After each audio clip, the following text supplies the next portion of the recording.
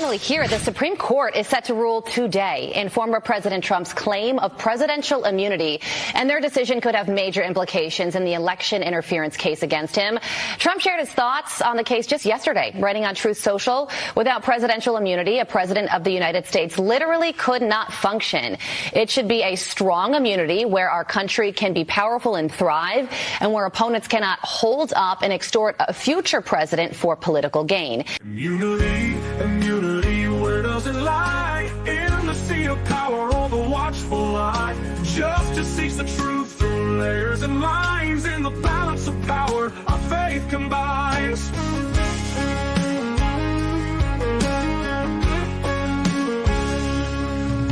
A president's duty, a nation's gaze, decisions that echo through future days. Can actions be hidden behind the shield, or must the truth of justice be revealed? So we watch and wait as history's penned by the highest court on which we defend. For the rule of the law is the light of day, guiding us forward, come what may.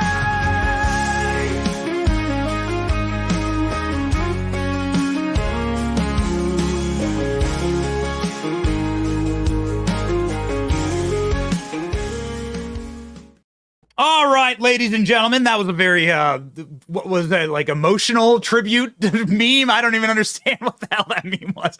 Okay, we have breaking news. We have breaking news right now from the Supreme Court. We are live early today to bring you a massive decision that is going to change the fabric of the country and potentially sink forever Jack Smith's case against Donald Trump, Joe Biden's case against Donald Trump in Washington, D.C. This is the live feed at the Supreme Court. Go. Let's just go. We're going to rock and roll this morning. The live feed at the Supreme Court right now. Outside of the Supreme Court, we have a decision. 6-3, upholding presidential immunity right now. Upholding presidential immunity. A massive win for Donald Trump. Let's go. Let's go and read right now, ladies and gentlemen. Okay, so we have a monster win. This happened seconds ago, so you're going to have to stick with us. This is the program. We have a ton of legal experts that are going to come on. We are furiously and ravenously, like animals, reading this decision right now. But here we go from the majority in an absolute win for Donald Trump, criminally prosecuting a president. Let's put up the decision, please. Criminally prosecuting a president for official conduct undoubtedly poses a far greater threat of intrusion on the authority and functions of the executive branch than simply seeking evidence in his possession. The danger is greater than what led the court to recognize absolute presidential immunity from civil damages and liability. That the president would be chilled from taking any bold and unhesitating action required by an independent executive is, and then they cite another court case. Okay, so this is the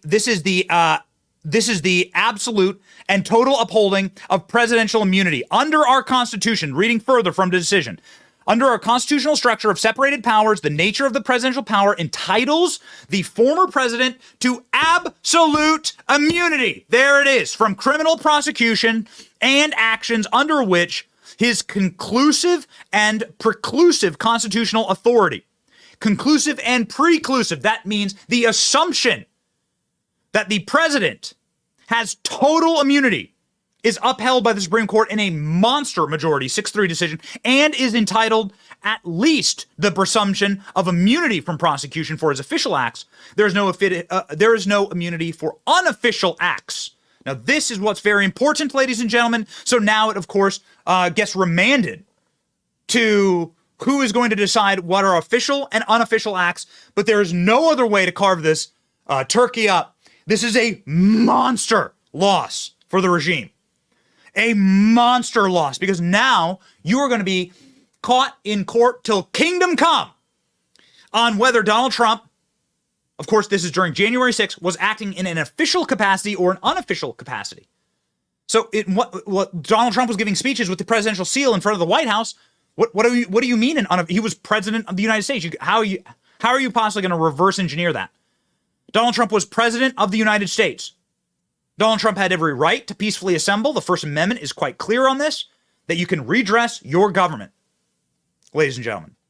So this is absolute and total immunity. There's no other way to carve this up. They're going to try, I mean, based on my reading of this, and we're going to bring in a phalanx of legal experts here in just a moment to talk through this in a probably a much brighter and more grounded way than I can. But my immediate reading here is that, and if you go to Donald Trump, give me a photo of Donald Trump during the speech on January 6th.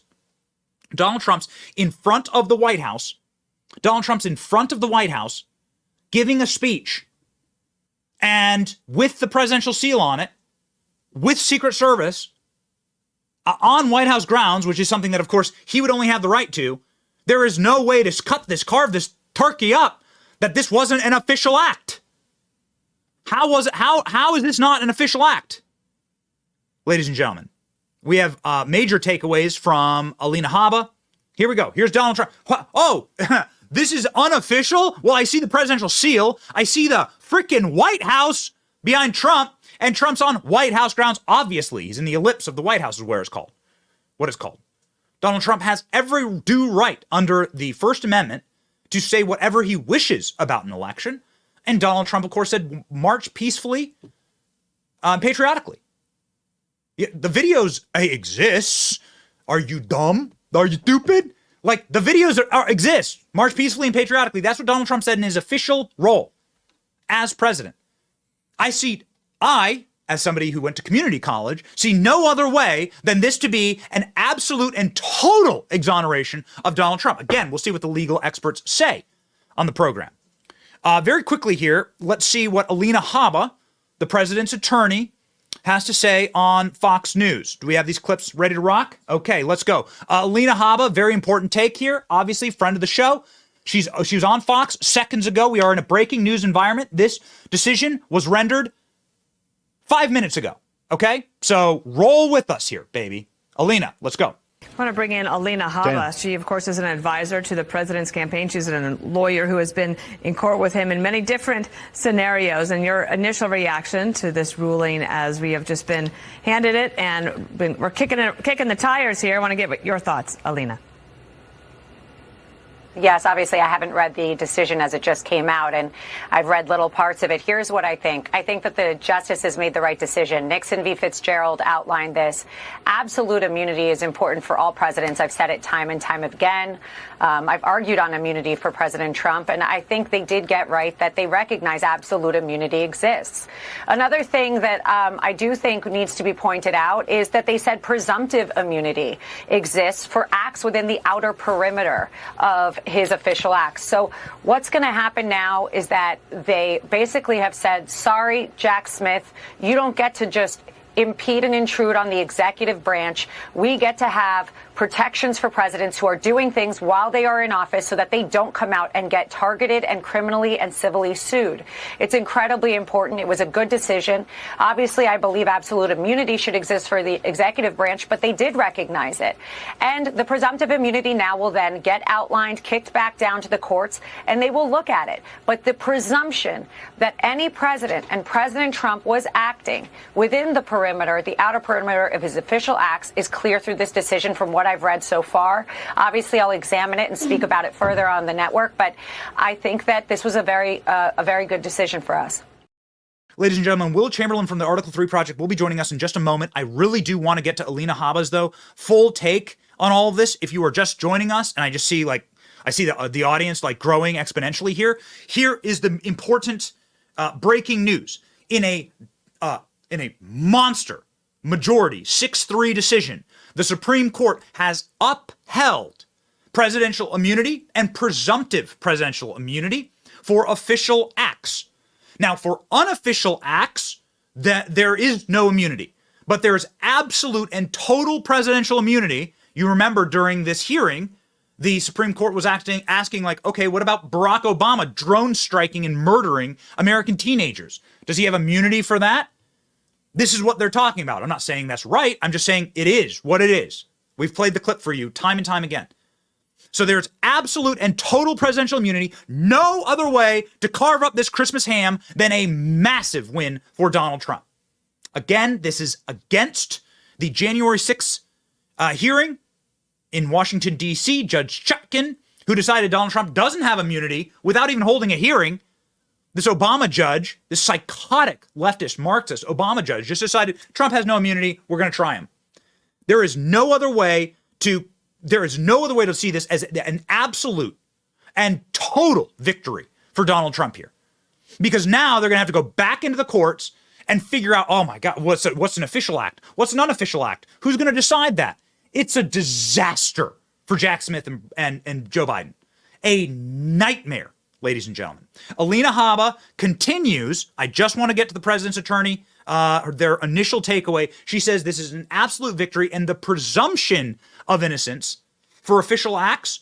That's the language. And that language is so important. Can we put the decision back up one more time? That language is so important here, ladies and gentlemen. The presumption of innocence for official acts. This is what is going to absolutely atomize Jack Smith. Atomize it. Because Donald Trump was acting in official capacity. As President of the United States, presidential seal, driving in the beast, at the White House, speaking as president, saying, march peacefully and patriotically, and the only person who's responsible for violence on January 6th is Nancy Pelosi, who did not accept Donald Trump's offer of 10,000 National Guard troops to defend the United States Capitol. Period. And then ignored calls from Stephen Sund, the Capitol Police security officer in charge, who's in charge of the Capitol Police. She ignored calls for 80 straight minutes. We have that on the record. So there, ladies and gentlemen, is your criminal prosecution for January 6th.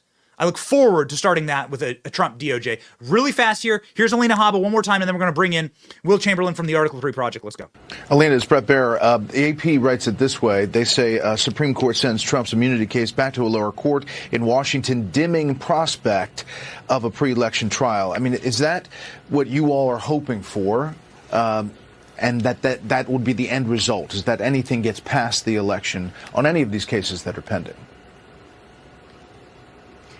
You know, Brett, let me first start by saying that the team here, the legal team for President Trump, and I think the American people think that these cases should never have existed. Let's just be clear.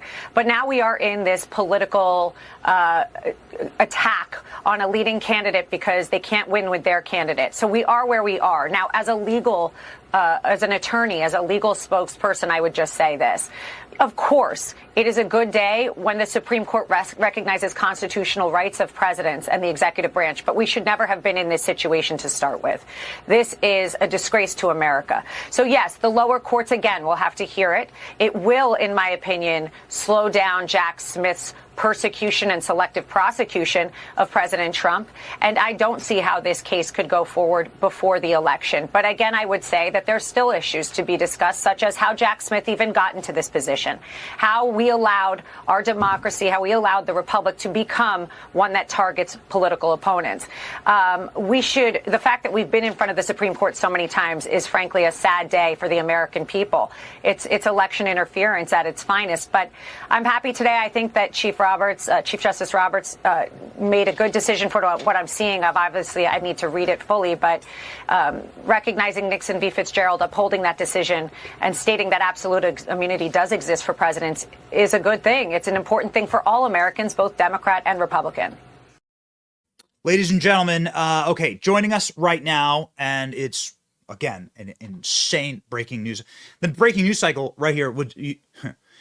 Alina Habba just said, I didn't have time to read the decision. It happened while she was live. All right. And we're live. This decision came down less than 10 minutes ago. So joining us now, lawyer, attorney, absolute fighter, and very, very smart individual from the Article 3 Project, such an incredible group, Will Chamberlain joins us now to unpack all of this.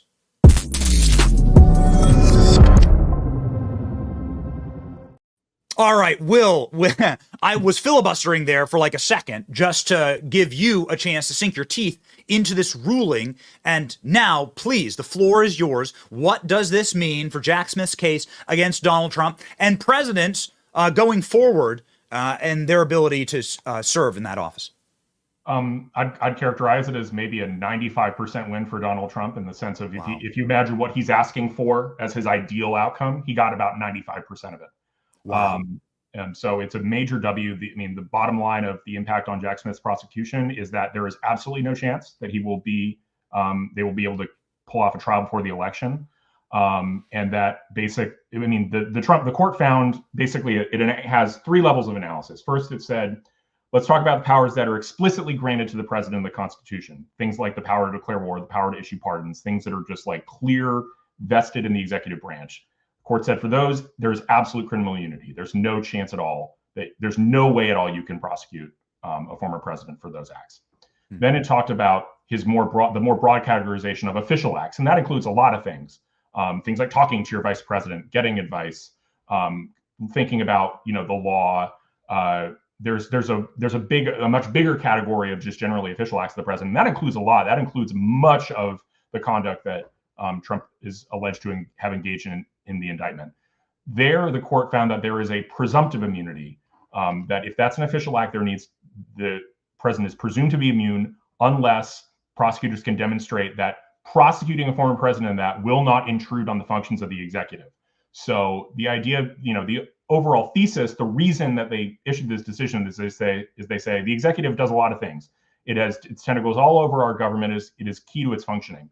If the threat of future prosecution for anything will intrude on the functions of the executive, make them hesitant, make them not, do their job, then there can't be a prosecution for that. So, and then there's the third layer, which really already everybody agreed to, including Trump's lawyers, which is unofficial acts, things that the president does in his personal capacity, like testifying in a deposition and lying, for example, the way Bill Clinton did all the way back when he was president. Those unofficial acts have no immunity, but everybody already agreed to that. That's not a loss. That Trump's lawyers conceded to that from the outset. Can we go back to point number 2 that you just made? Yeah. Because that does seem to be the murky territory that they're attempting to bring these January 6 charges against Donald Trump on. Like, you made phone calls and you asked people certain things and you tried to do certain things with Mike Pence and so on. What you're saying is that the court's ruling that there's no way you can bring charges against a president if he's just attempting to do the job of the presidency and if he's weighing and balancing certain options, which does seem to be exactly what they're going after Trump for. Just the questioning, right, of what options he had seems to be what they are hanging their hat on the criminal charges here. Again, I'm no lawyer. Yeah, no, I think you're right about that. And I mean, you got to understand what this means in terms of the prosecution and given this finding. So what the court did is essentially what they call reverse and remand. They said we're reversing the holding of the DC Circuit, which said that presidents have no immunity at all, and we're remanding for further proceedings at the district court level. And the district court, before the prosecution or before the trial begins, will have to have an evidentiary hearing to discuss whether or not the conduct alleged in the indictment are official acts, and then if they are found to be official acts, whether or not they are entitled to presumptive immunity. Right, the presumptive immunity that the court outlined. So that's a 2-step process, right? First, is it official? Second, if official, is it entitled to presumptive immunity?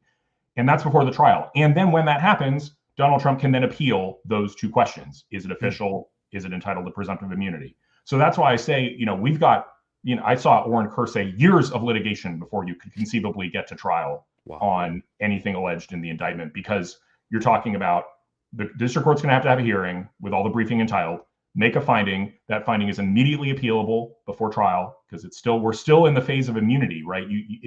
If you can't have pre-trial immunity hearings, then there is no immunity. Effectively, it defeats immunity. The idea is you shouldn't even have to sit for a trial if you prevail and have immunity.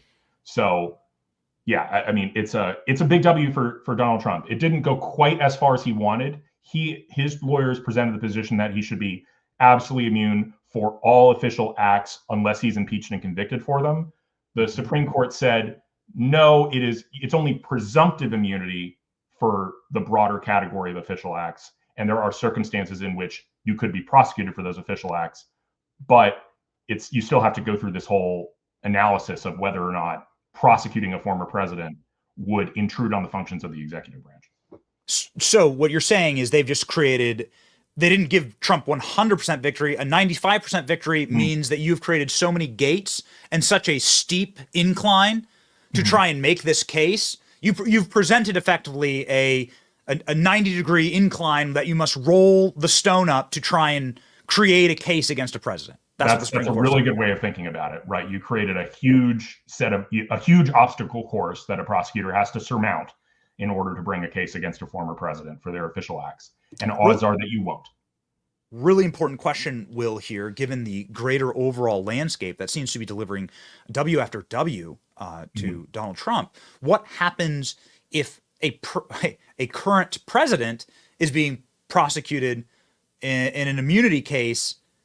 Donald Trump is victorious, and what happens then, right, to this case? Well, where does it go? If Donald Trump prevails, that at a minimum, all the prosecutions against him will be stayed. They'll be stopped because there's an OLC opinion that says the Department of Justice cannot prosecute a sitting president. And that's just a basic understanding of the fact that the Department of Justice reports to the president, so they can't prosecute their superior. That's not how our government functions. So if President Trump wins the election, tack on to every other delay the fact that as long as he's president, DOJ can't do a thing to him. And I think there's a reasonable chance that a DOJ under President Trump would simply announce that the prosecutions are shelved, and there may be a way to just simply bury them outright and not allow them to continue. Yeah, I mean, we've heard speculation about that. What about going back into the legal theory here? Has any president, is there any basis to say, yeah, a president can contest an election? Like, yeah, this happened here. Well, so the president, for example, one of the things I didn't get a chance to read the full opinion, right? I'm kind of reading the syllabus and extrapolating, but I did notice a section that dealt with, a president is allowed to work with his attorney general to discuss prosecutions for election fraud, right? And that's within his power. That's an official act. He can't be prosecuted.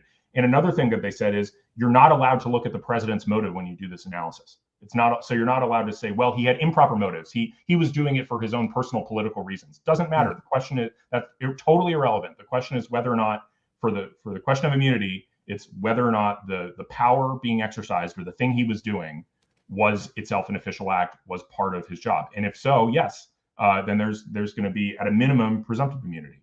So I think that I don't think that really there's going to be at the end of, if, for example, let's say, God forbid, President Trump loses the election in November and this prosecution continues over the next 3-4 years, I think even at the end of all that, when you've sorted out all the immunity issues, there will be almost nothing left of this indictment. Wow. That's my guess. So completely atomized, completely eviscerated. Yeah, I mean, just from my quick skim of the kind of things that they're saying would be official acts and the kind of test they're applying and how the court is thinking about it, it suggests to me that the Jack Smith prosecution is basically dead in the water. Wow. Okay. Well, thank you for coming on and stating with such clarity what's truly happening here. The Article 3 project, obviously, you are all familiar with it. Make sure that you support the Article 3 project, the work that they're doing. They're changing the landscape of the country, and also support Will, who has an awesome following himself and has some of the sharpest takes. You can be careful around Will's takes. You cut your finger on them because they're good. They're good, right? They're very clear-eyed, and just like what we'd expect from the Article 3 project. Godspeed, Will. Everyone go over their follow. 333,000 followers? Come on. Come on, baby. On to 1 million. Will Chamberlain, Godspeed, sir. Thank you.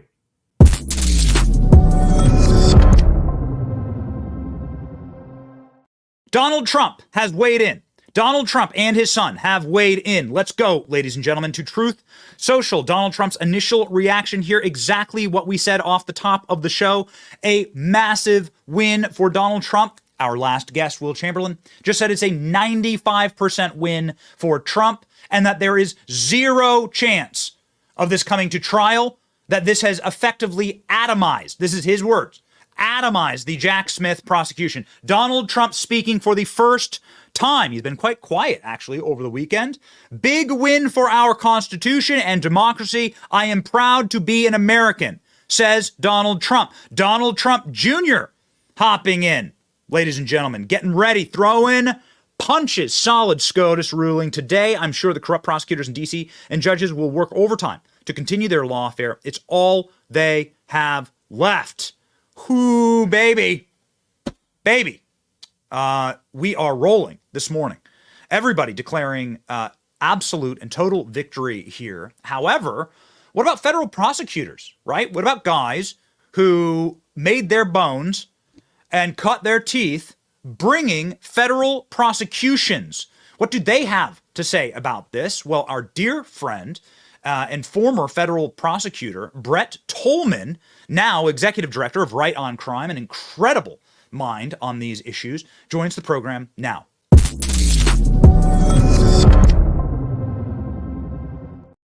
Brett, thank you so much for being on the program. What a day, given your extensive experience and decades of prosecution for the federal government. Do you think the Supreme Court got it right here in the 6-3 decision?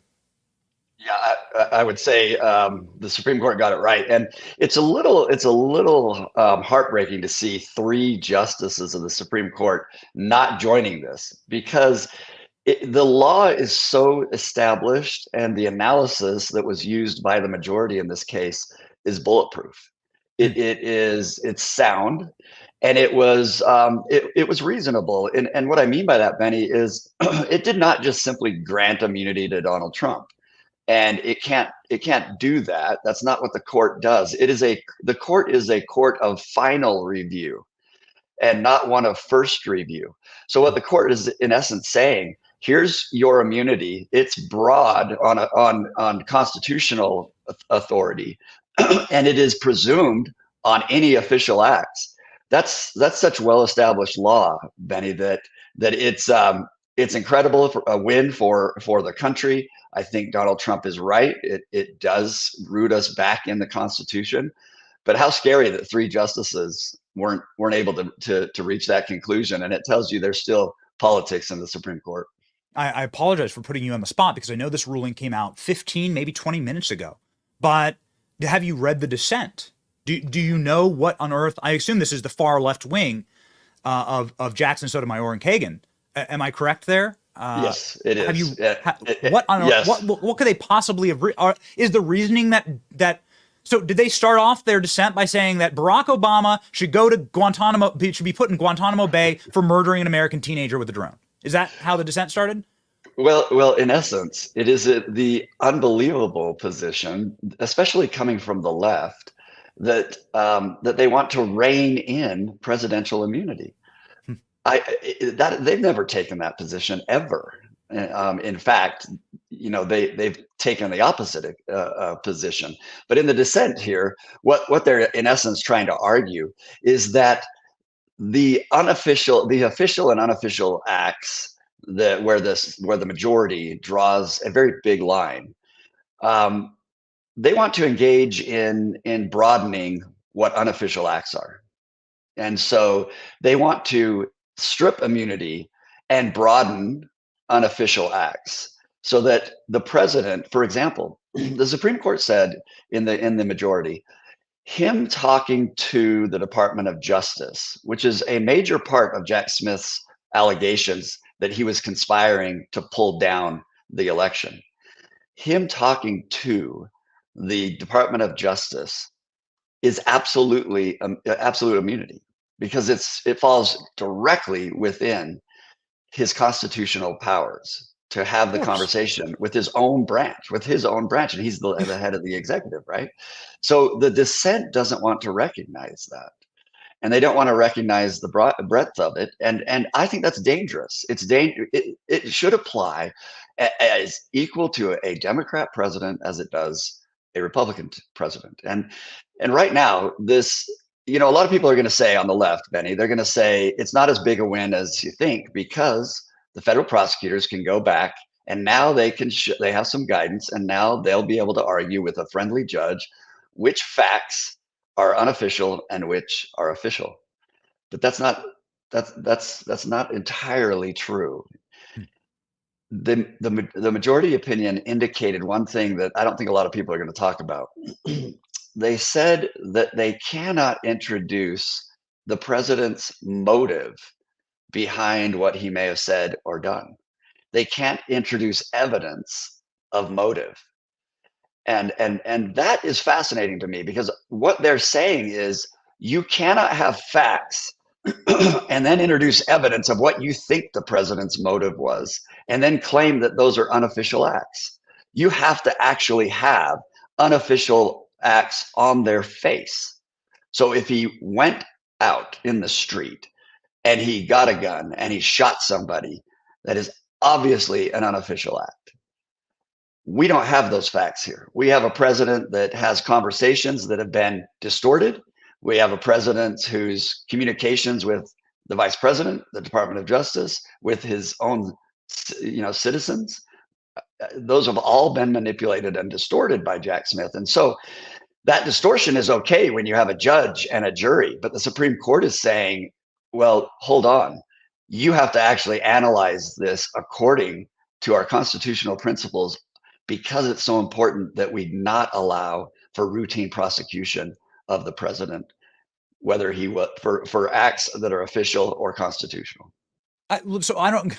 This is so fascinating, Brett. Like, forgive me for just coming at this from a layman's community college graduate's perspective, but isn't this Minority Report? Isn't this like, we've seen what you saw, what you wanted to do in your soul, right? We've looked into your soul and we've divined through our magical powers what Donald Trump was thinking. Is that what they're arguing here? Yeah, it's a great point. What Jack Smith is attempting to do is to put his own interpretation of what Donald Trump did and put it into an indictment, make it read like something conspiratorial, make the public and your friendly judge and then potentially your jurors, make them actually read it in a way that implies guilt without ever having to do the analysis that the Supreme Court says should have been done. And that is to carefully analyze whether or not something the president did while in office was unofficial, or even whether it was directly under his constitutional authority. And if that's the case, immunity is absolute. If it's unofficial acts, it is presumed. And that is a heavy burden that the government has to overcome, but they were never required to overcome that. The judge just took and accepted, never required an analysis of whether or not it was an official or unofficial act. So what percentage of a win is this for President Trump? And how steep is now the incline that the Supreme Court, how harsh is the obstacle course that the Supreme Court has now set as a threshold for prosecuting or proving that something is an unofficial act? Again, it seems like magical powers will be required to try and set up this fact pattern.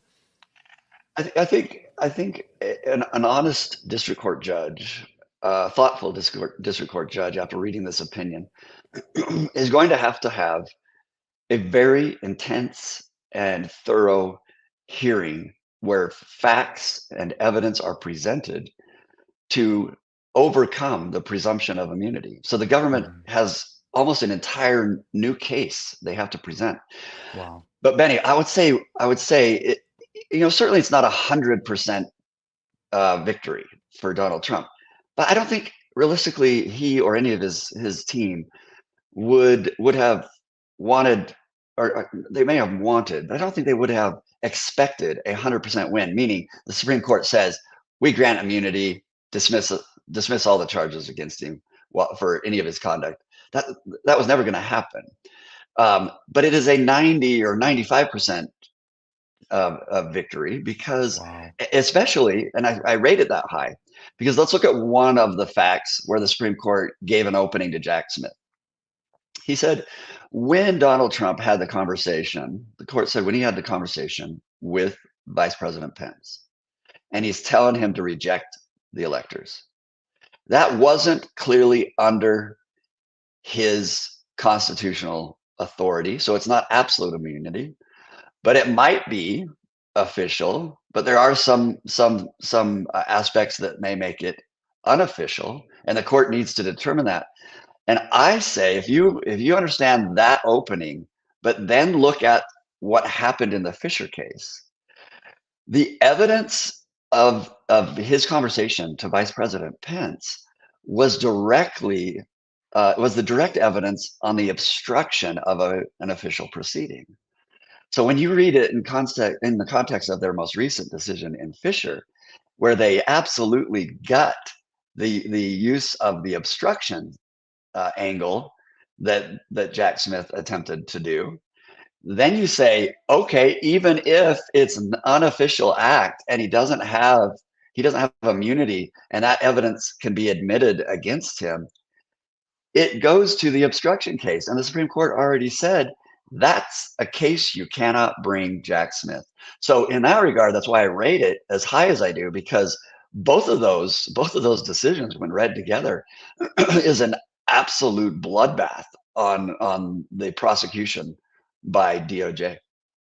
That is such an interesting point. And because Fisher happened on Friday, we weren't able to properly digest everything for the show. We had a show built out around the debate and not around Fisher. And so can you please give us just a 35,000 foot perspective of how these two join together to make this prosecution damn near impossible now? Yeah, absolutely. The 1512 angle, that's the statute that Jack Smith attempts to use.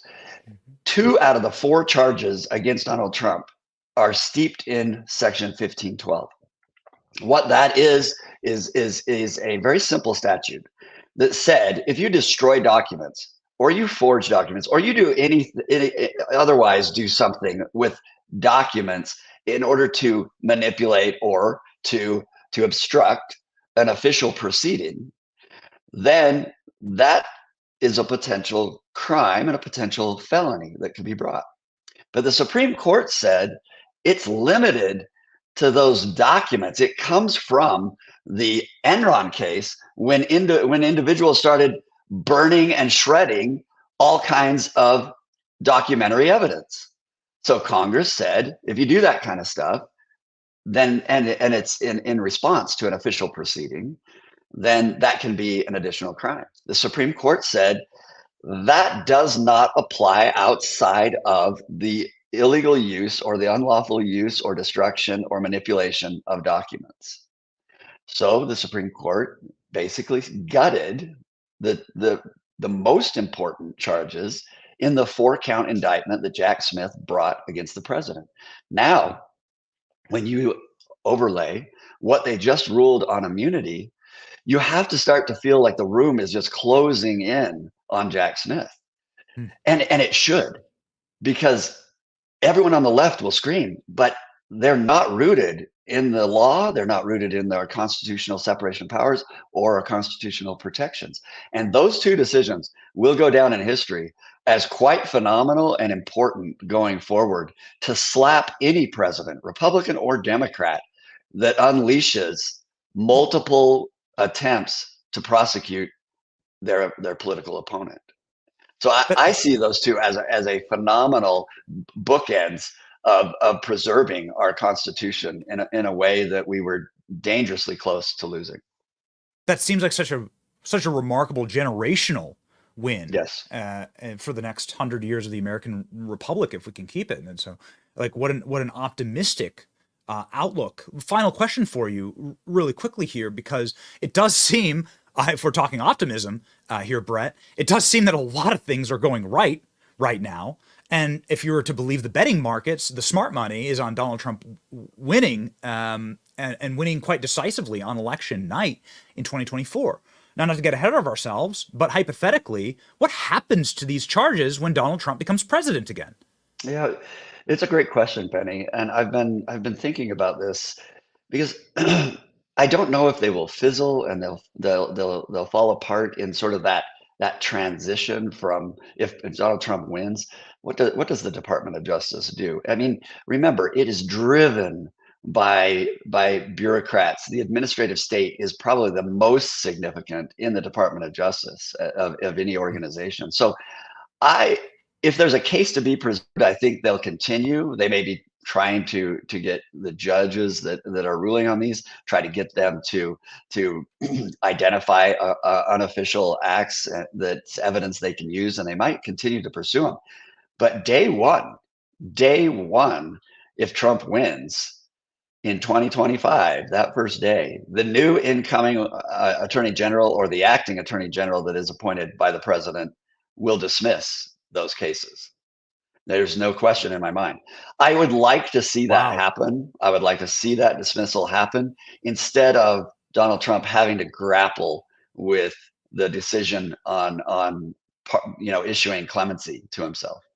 I think that would be uncomfortable. I don't think he would really like to do that. I think he'd like to see it just go away. And if DOJ were authentic right now, if they were very thoughtful in their analysis after these two rulings, there would be a dismissal of the case in DC. Jack Smith would file a document, and in that document it would say, in the interest of justice, the United States moves to dismiss the indictments against Donald Trump. That would be the only document that should be filed at this point after the rulings by the Supreme Court. Incredible. Just a very quick follow-up there. You believe that the 2025 inauguration, January 2025, that first act, these are gone. These yep. The two federal cases should be dismissed. I don't know what's going to. Florida is very interesting because there is certainly enough conduct that they've alleged outside of when he was president, but there are acts that occurred while he was president relative to the classified documents that do seem to suggest that they may have to grapple with immunity, some portion of it, at least in that case as well. But yes, both cases, day one, should be dismissed immediately. And then, he can't pardon himself for a state crime conviction, but certainly he would have time to, pursue the appeals, let the Supreme Court analyze the heaping pile of trash that was the Alvin Bragg's case. And then, Fannie Willis's case should fall apart. It's more akin when you're a kid and you tried to find Legos to build something, but they didn't quite fit. Let it fall apart because they don't fit and it doesn't function. Something that does function quite beautifully and something that is really taking the country by storm is Right on Crime, Brett's group. It is a wonderful group, and it's so important right now to look at our judiciary and to look at the power there and to support the people that are fighting to ensure that we have constitutionalist, clear-eyed judges. And you can see the results of that today. Please go and support Brett's group. Support Brett by following on X for more razor-sharp takes here. And Brett, thank you so much. Running with the Stampede. I love that. I love that X header right there. You have the wind at your back, sir. Thank you. Thank you, Benny, for everything you do and the voice you are right now. Very important. Godspeed, sir. Thank you.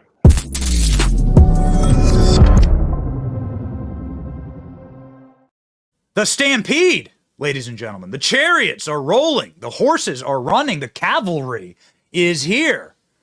There's been a man who, for decades, actually, has been at the lead of that cavalry long before it was actually popular to do so. Is a man who actually, ironically, and I say this as a term of endearment, was slapped down on a presidential immunity case against Bill Clinton in a very creepy sock drawer challenge about Bill Clinton's files that he kept inside of a filthy sock drawer. That if you hit it with a ultraviolet light, man, you'd go blind. So what do we have here? We have the great Tom Fitton from Judicial Watch with the blinding truth on the program live now.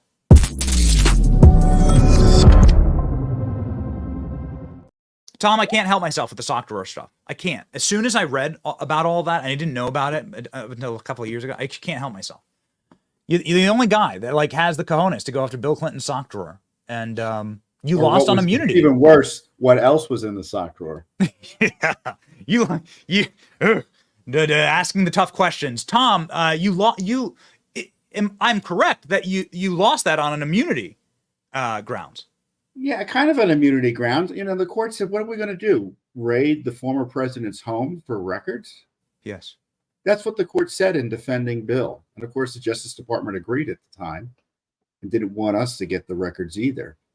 So, of course, things went 180, right? When Trump came in and they ignored their own prior practice, that key precedent, and raided Trump's home. We blew the whistle on it. And, you know, we haven't stopped yelling about it ever since. You know, we lost using the Justice Department's arguments that they're now trying to jail Trump on, which also may suffer a significant setback based on today's ruling. Because did the President Trump make those decisions to take those documents as president? Wasn't that an official act? The delineation of his presidential records? Methinks yes. Of course. So let's jump into that. I mean, this must be you got a judicial watch. You might. I don't see any popped champagne bottles or confetti yet. But what an incredible vindication over the last couple of releases from the Supreme Court. Today you must be whistling Dixie. You know, it's kind of a vindication not of Trump, but of really the Constitution. Yes. If the president has immunity while he's in office, how could he not have immunity the day after he leaves office for official acts? And who's going to prosecute him even if he didn't have immunity? The next president? Why would that immunity only begin, or why would that immunity even happen during his presidency? You know, they say he has immunity while he's in office. Well, why? And the Supreme Court said why, and said it doesn't end after he leaves office, because to let it end after he leaves office essentially guts the whole idea. And so the deep state can't engage in sedition against the sitting president or wait till he leaves office to retaliate against him, which is what's happened with Trump. Now, is it going to stop everything that's happening against Trump? Probably not. They're fanatics going after Trump. This is why they've lost at the Supreme Court not once but twice on key issues. 3 issues, actually, now, when you consider the crazy effort to keep him off the ballot. So they're going to go back before Judge Chutkan and try to argue down in Miami before Judge Cannon. Oh, well, these weren't really official acts that he did. And, you know, the court said we could look at his tweets.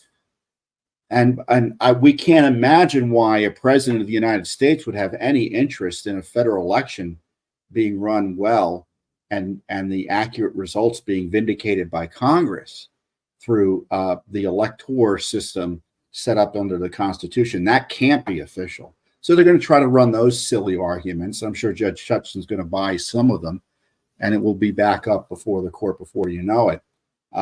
So they'll continue to harass him, but it's a major victory. When these people came in and said it wasn't, you could be prosecuted as a president over your discussions with your vice president, over your discussions as to who to pick as attorney general. It's insanity. Why is anyone surprised the Supreme Court ruled this way? What do you say to the 3 justices on the far left wing of the Supreme Court that seemingly attempted or wished to gut all presidential immunity today? I hear that decision is... I'm wiping away my tears. I hear that dissent is unhinged, and that they're effectively arguing that Barack Obama should go to Gitmo for nuking a American teenager with a drone. But of course, they know that's never going to be the case. This was an anti-Trump decision. They don't want to uniformly apply it. It's clear because the logic of it is, as you say, Benny, Biden can be prosecuted for all of his acts related to the border. Obama can be prosecuted for his sedition against Trump and his spying on Trump. And they don't believe that, obviously.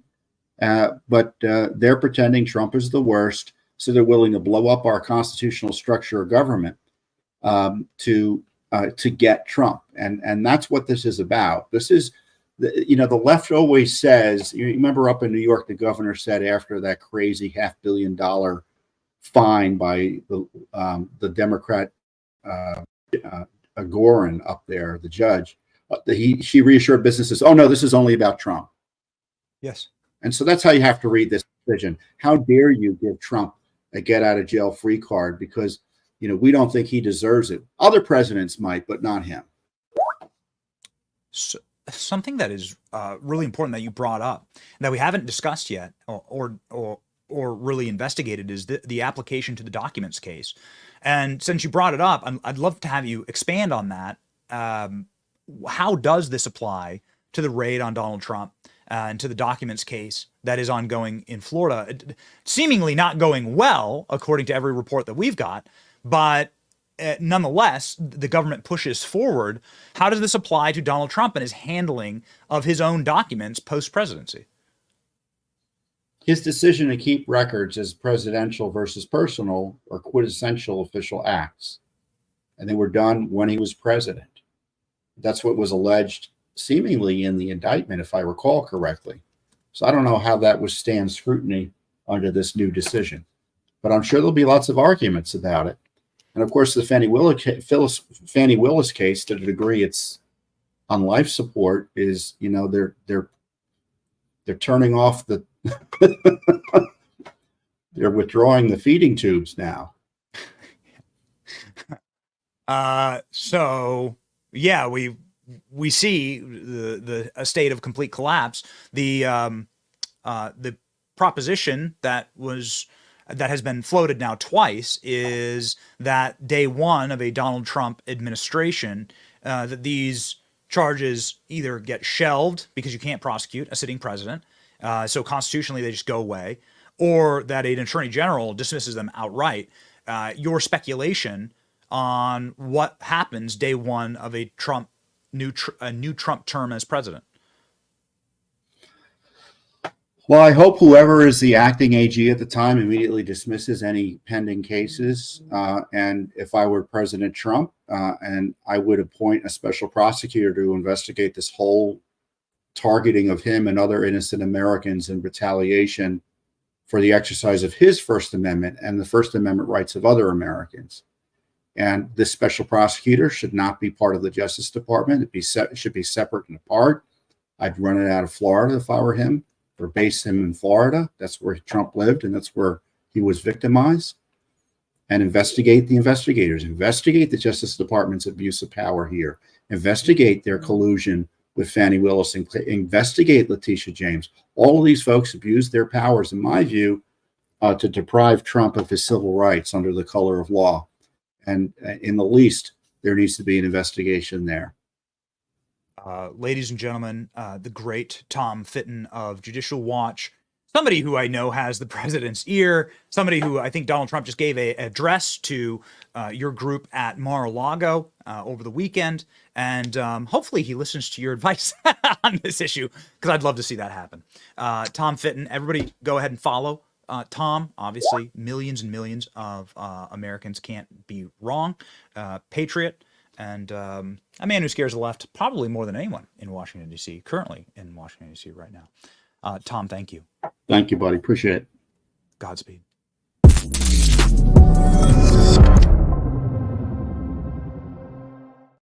We ain't done yet, baby. We ain't done yet. And by the way, your screen, if you did see, this is just what happens when you're live. Of course, we are always live on these important issues, and we're live within 5 minutes of this decision being handed down. We take that as a point of pride for the show. Tom's screen did freeze there. There was nothing wrong with your phone. Sometimes that happens. His audio, though, my producers are telling me that his audio sounded good, so you could at least hear Tom. But his shot did freeze. Nonetheless, Tom Fitton, just an incredible slate of legal experts. So to Donald Trump is now speaking to Fox News. We wanted to jump to Trump in a official statement directly to Fox News. He had a one-line statement on Truth Social saying that this is a massive win for democracy and America. Here's Donald Trump's more thought through and robust and muscular statement to Fox seconds ago. Take on the other side. Former President Trump said, "I have been harassed by the Democrat Party, Joe Biden, Obama, and their thugs. fascists and communists for years, and now the courts have spoken. This is a big win for our Constitution and for democracy. Now I am free to campaign like anyone else. We are leading in every poll by a lot, and we will make America great again. Okay. All right. Well, ladies and gentlemen, Donald Trump sounding off again, a breaking news environment. A quick recap of what we've discovered on our show here with 3 legal experts, and we will be joined shortly by a surrogate for Donald Trump on all of this. Surrogate who was at the debates, a surrogate who is as energetic as they come, the great Wesley Hunt, congressman from Texas. Ladies and gentlemen, so the update is that if you were to consolidate the 3 legal experts that we've had, Brett Tolman, Tom Fitton, and Will Chamberlain on the show so far, they've said that this is a demonstrable win for Donald Trump. That Donald Trump has gotten 95% of what he asked for here. That the threshold for the government to now roll these, consider this prosecution a boulder. And what is the path towards the top of the mountain? The top towards the path towards the top of the mountain has just been steepened to 90 degrees by the Supreme Court, with various other boulders to come crashing down on you as you try to roll the stone. The best metaphor that we can give you. The Supreme Court has now put a obstacle course that seemingly, according to experts, is insurmountable. To get a court to agree with the idea, Joe Biden, the idea that speaking to your vice president or speaking to your Department of Justice is somehow not an official act, and a president can be criminally prosecuted for speaking to his vice president, for being in front of the White House with a presidential seal and saying march peacefully and patriotically? No, ladies and gentlemen. This is what has happened at the Supreme Court. Of course, the 3 lunatic Marxists on the left decided not to join with the majority here in an insane ruling that should tell you everything about why we need to vote for Donald Trump in November. Because if, like, what happens if the Supreme Court gets staffed further with sociopaths like Kagan and Jackson and Sotomayor? Sotomayor, like, seemingly like can't even breathe unaided. Like, she is so unbelievably stupid. Such an unbelievably low IQ and dumb individual. Sotomayor, like, if you listen to these questions, and we've done a couple of shows where we listen to the questions that the Supreme Court asks, like, what is with this lady? Like, she is like truly, actually dumb, like truly low, like smooth-brained. Anyway, if you don't want justices like that, if you want actual wise justices, then please know that you must vote for Donald Trump. And Donald Trump's justices delivering in decisions like this. Obviously disappointing in other decisions, but that is the way of life, okay? You're never going to get 100% of what you want. Jonathan Turley, one of our favorite legal experts, sounding off on Fox News on this issue, stating definitively what a victory for Donald Trump this is. In reading through this opinion, I can't see how this doesn't induce cardiac arrest with the special counsel. At one point in the opinion, they say, look, this is a quote, the indictment's allegations that Trump attempted to pressure the vice president to take particular acts in connection with his role with the certification proceeding thus involve official conduct. And Trump is at least presumptively immune from prosecution for such conduct. The court then goes on to say that the burden, of course, is on Jack Smith. He has to show that this does not pose any intrusions into the executive branch. And the court says that that this, quote, may well hinder the president's ability to perform his constitutional functions. So here, the court is imposing a very significant burden on Jack Smith when this goes back to the judge. We talked about how this trial judge has proven to be very favorable towards Jack Smith. She's certainly been motivated to try to get an election, a trial before the election. But the court here is giving much more clear lines than some people expected. They're saying that there is a presumption here that you have to deal with. The burden is high, and the court indicates that it may view this as something that could hinder a president's authority.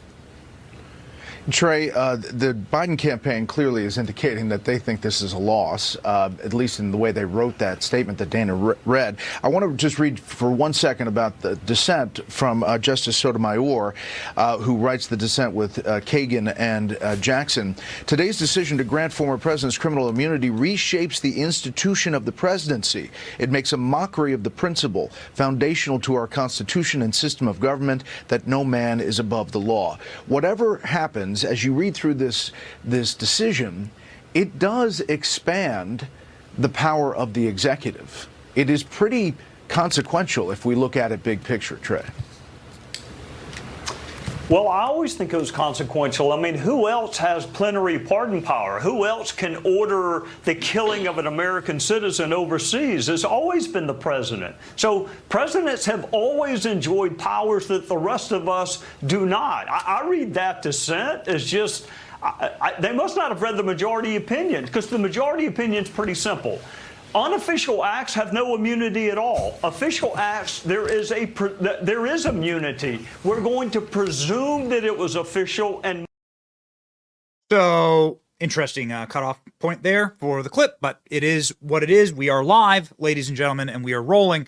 We are going to be joined by Wesley Hunt in just one moment. We do have official statements from one of our favorite commentators, who is right in front of the Supreme Court, Mike Davis. Guys, have we efforted Mike? Let's just do our best to get Mike either on the phone or on camera. Again, Mike is in front of the Supreme Court. I want to put up Mike's statement on this. You all know Mike Davis. We have been rolling with Mike for years on this program. My statement on the Supreme Court presidential immunity decision. The great Mike Davis potentially joining us on the show. Our producers are efforting live right now. We've had Will Chamberlain of the Article 3 Project, Mike's group, on. The Supreme Court of the United States followed a 40-year-old precedent and correctly ruled that the President of the United States, any president, is immune from criminal prosecution for his official, not personal, acts. Federal judges and members of Congress are immune from criminal prosecution for their official acts. The Supreme Court today made clear, and so is the president. This is a critical decision to protect the separation of powers of the presidency and therefore our country. We would not be here today but for the fact that President Biden politicized and weaponized his Justice Department to destroy his political enemy. The Supreme Court rebuked Biden's republic-ending tactics. No longer does President Obama have to fear imprisonment for his drone strikes of 2 American citizens, nor does Biden for his illegal release of violent criminal migrants into America, although maybe he should.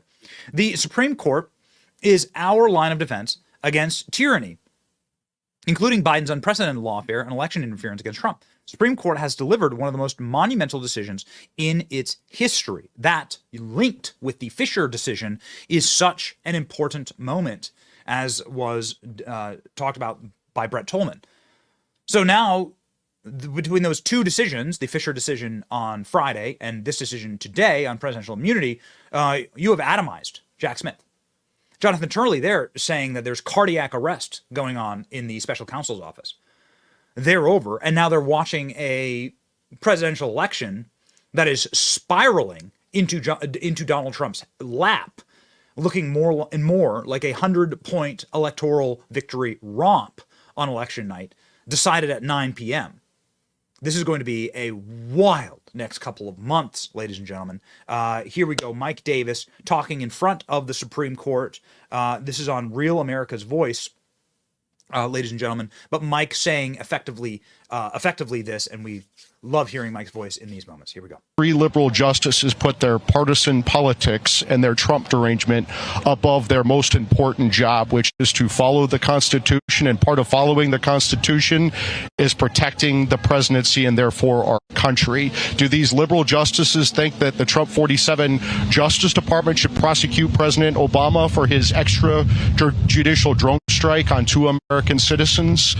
Do these 3 liberal justices think that the Trump 47 Justice Department should prosecute President Biden for the migrant crime that he caused with his illegal mass parole of over 10 million illegal immigrants? Do these 3 liberal justices think, well, they probably do, they think that the Trump 47 Justice Department should prosecute President George W. Bush for lying about weapons of mass destruction and the hundreds of thousands of deaths? These 3 liberal justices are a disgrace for ruling the way that they did. They are just purely partisan.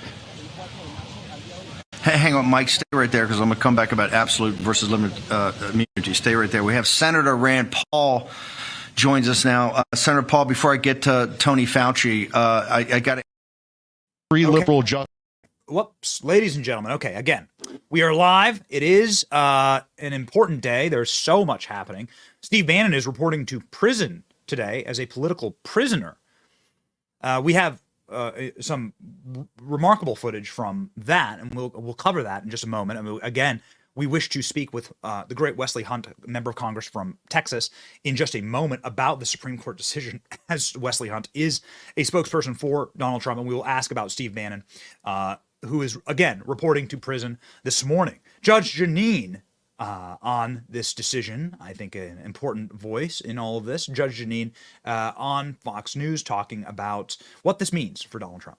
Jeanine Pirro, she's here with us as well in studio, and great to have you as well. I love watching lawyers take notes. I used to watch Andy do it during impeachment. I'm always like, what are they writing down that I need to know? You know, first of all, Dana, what is so important about this is there is nothing about immunity in the Constitution or in federal statutes. So we've had to rely for a couple of centuries on how the courts interpret this. So this is, in a sense, as Gorsuch said, a decision for the ages.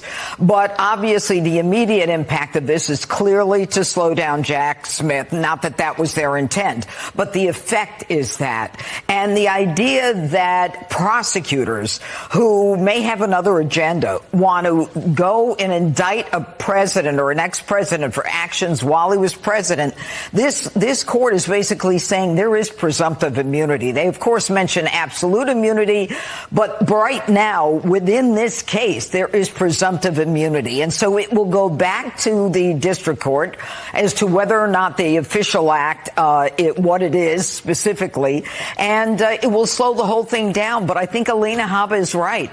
I think that there are a lot of issues even before we get to that. And also, if you recognize the Supreme Court decision, it downgraded some of the obstruction charges regarding the rioters. And so I think that impacts some of the charges against the president as well. So that's been watered down in this indictment against the president. So I think Jack Smith has been hurt by this. But more important is the fact that there is a confirmation that there is absolute immunity as well. There should be when there is an official act of the president. So again, what we are hearing across the spectrum of really smart people, smarter than us, right, who just study this stuff and who do this every single day, is that this is an absolute and total win for Donald Trump. That this charge that Jack Smith has in Washington, D.C. might as well have been completely and totally atomized and eviscerated today. Brett Tolman going as far as to say that the Department of Justice should just drop these charges now. The Department of Justice should just say, you know what, if in the interest of justice, we are now dismissal. We are pushing for dismissal of this. And oh baby, that would be a 24/7 wall to wall daylight special, and we would love to cover it. What will happen when Donald Trump wins an election victory? How does Donald Trump get to an election victory in November? Joining us now, a strong surrogate for the Trump team, somebody who has been banging the drum, let's just say, across the country, on stage with Donald Trump, speaking with Donald Trump, traveling with Donald Trump, and who is a very strong surrogate for the president. The great Wesley Hunt, congressman from Texas, joins the show live now.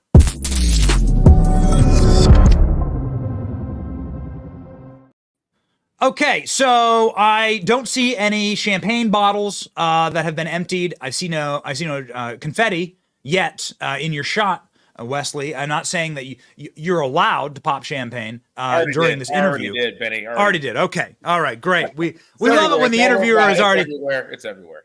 We love it when the guest is already lubed up and ready to go and loose and ready to rock. And so you've got to be loose this morning. You've got to be celebrating because just seems to be another absolute W for the president. Oh, absolutely. And this cripples Jack Smith's argument. Today is a very great day for President Trump. It's a very great day for our cause. And look, the courts ruled in favor of the country. They ruled in favor of America. This is really a no-brainer. I mean, of course, presidents have immunity. They've had immunity in the past. And now what they've done is they've codified it for the future, regardless of who's president. And what I would have thought, if this would have gone a different way, I would have thought that, Barack Obama and George Bush and the rest of them would have been, and Bill Clinton of all people, would have been freaking out. I mean, could you imagine being a former president and then the country gets to go, and then the DOJ and the country gets to go after you for past decisions that you made while you were the current president? The only reason why this is happening is because President Trump came back and he ran for president again, and they didn't see this coming. And what they tried to do was throw him in jail, throw all of this erroneous charges against him, and then now today was a victory for America. And then I also want people to know this. This is why you always have to keep faith in this country. We will get it right. It may be tough. It may be rough. We may have to have a lot of conversations here, maybe some rough conversations. But at the end of the day, the Supreme Court got it right. And I thank God that President Trump appointed those 3 conservative judges in 2016 through 2020 during his presidency to ensure this victory. Again, this is a great day for us. On to November, and now President Trump gets to get back on the campaign trail without worrying about all this garbage. This is really important for you because you're a member of Congress, and presumably you'll be a member of Congress for as long as you wish, a very popular member of Congress.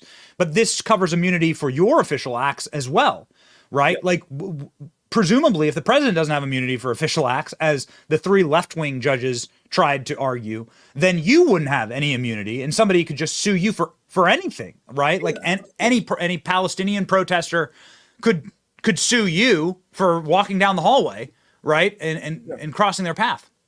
That's absolutely correct. And we have to be able to make decisions and operate in the best interests of this country. That's what we were elected to do, Benny. And by the way, we're not trying to skirt justice. We're not trying to obfuscate the law. We are trying to do the right thing by the American people. And the idea that you would put us in this position and then take that right away from us is absolutely absurd. It's actually what separates us from every other country in the world. We are a constitutional republic, and that constitutional republic must be preserved. This doesn't happen in other countries. Other countries have dictators. Other countries go after their political opponents before and after they're even running against them. We have got to preserve that. We've got to protect that in this country, and the Supreme Court got it right, Benny. So, speaking of getting it right, I know that you were with the president in Atlanta. I know that you have been a surrogate for the president on the trail. Yeah. I guess I hearken back to the, are you sick of winning? You're going to get so sick of winning. You're going to get so sick of winning. But it does seem like there have been some huge W's over the last couple of days. Tell me about Atlanta. What was it like there? What was it like in the green room? What was it like spinning on behalf of Donald Trump? And, of course, your takeaway from the debates since you were there. This is to back kind of to your point. This has been one hell of a week for President Trump and one hell of a week for our movement. This lawfare against President Trump is falling apart. His debate, Joe Biden's debate performance was a complete and utter abomination. The Chevron decision that came down this week. Now this decision. What a week for President Trump. But I was in Atlanta at a watch party. I actually was not in the green room, but I was there. We were all watching what Joe Biden did. The Democrats have been lying to us for the past 4 years. This man cannot operate as a president, and we put it on full display. And thank God that President Trump had the guts to even accept this thing. Imagine Joe Biden doing a Fox-run debate in the heart of Texas, in the heart of a red state, in the heart of a red city, and walking into the Lion's Den and performing this way. No one would ever expect President Trump to do as well as he did under those circumstances, and he absolutely knocked it out the park. And now there is a clear contrast between who the president should be here in November. And unfortunately, they only have 4 more months left. It's going to be very hard to replace this guy. And we all saw that President Trump is going to do very, very well in November. I saw some polling after the debate, and I mean, the shift is unbelievable. We have never seen an incumbent president polling this worse and polling this bad and worse than President Trump in modern history. Again, man, I am so ecstatic. I'm so proud of what we're going to do in the next few months to drive this thing home. And the world saw who's running our country, and we know it cannot be that guy. So if you were at a watch party, I just want to, because this was such a remarkable moment, and these are moments you never get again. And I know you're a military man. I know you're an athlete. I liken this to like missing the field goal at the end of the game in the Super Bowl, right? And you have a 30-yard field goal and you shank it, and 100 million people are watching, and you'll never get that back, right? You'll live with that forever if you're that kicker. And so if you're striking out of the bottom, this is Joe Biden's moment, and I wanted to get to relive your reaction to a single moment. Okay, a single moment. I know we don't have a ton of time, but a single moment I want to play for you just really quickly, and to get your reaction since you were there in Atlanta with the president. Let's go. Not the right way to go. What I've done since I've changed the law, what's happened? I've changed it in a way that now you're in a situation where there are 40% fewer people coming across the border illegally. That's better than when he left office. And I'm going to continue to move until we get the total ban on the total initiative relative to what we're going to do with more border patrol and more asylum officers. That's all Trump needed. President Trump? I really don't know what he said at the end of that sentence. I don't think he knows what he said either. Look. What was your reaction when you saw that? That was the highlight. That was the highlight of the whole thing. He just basically just killed him with that one shot. We live here in Texas. We know we've had 11 million people enter this country illegally. We know with one stroke of a pen, Joe Biden destroyed President Trump's policies that kept Americans safer. We had a protected border. And then now we have animals entering our country. People are dying. And this man's going to stand on stage and tell a bold-faced lie to the American public as if we weren't living it. Another thing that stuck out to me was this, though.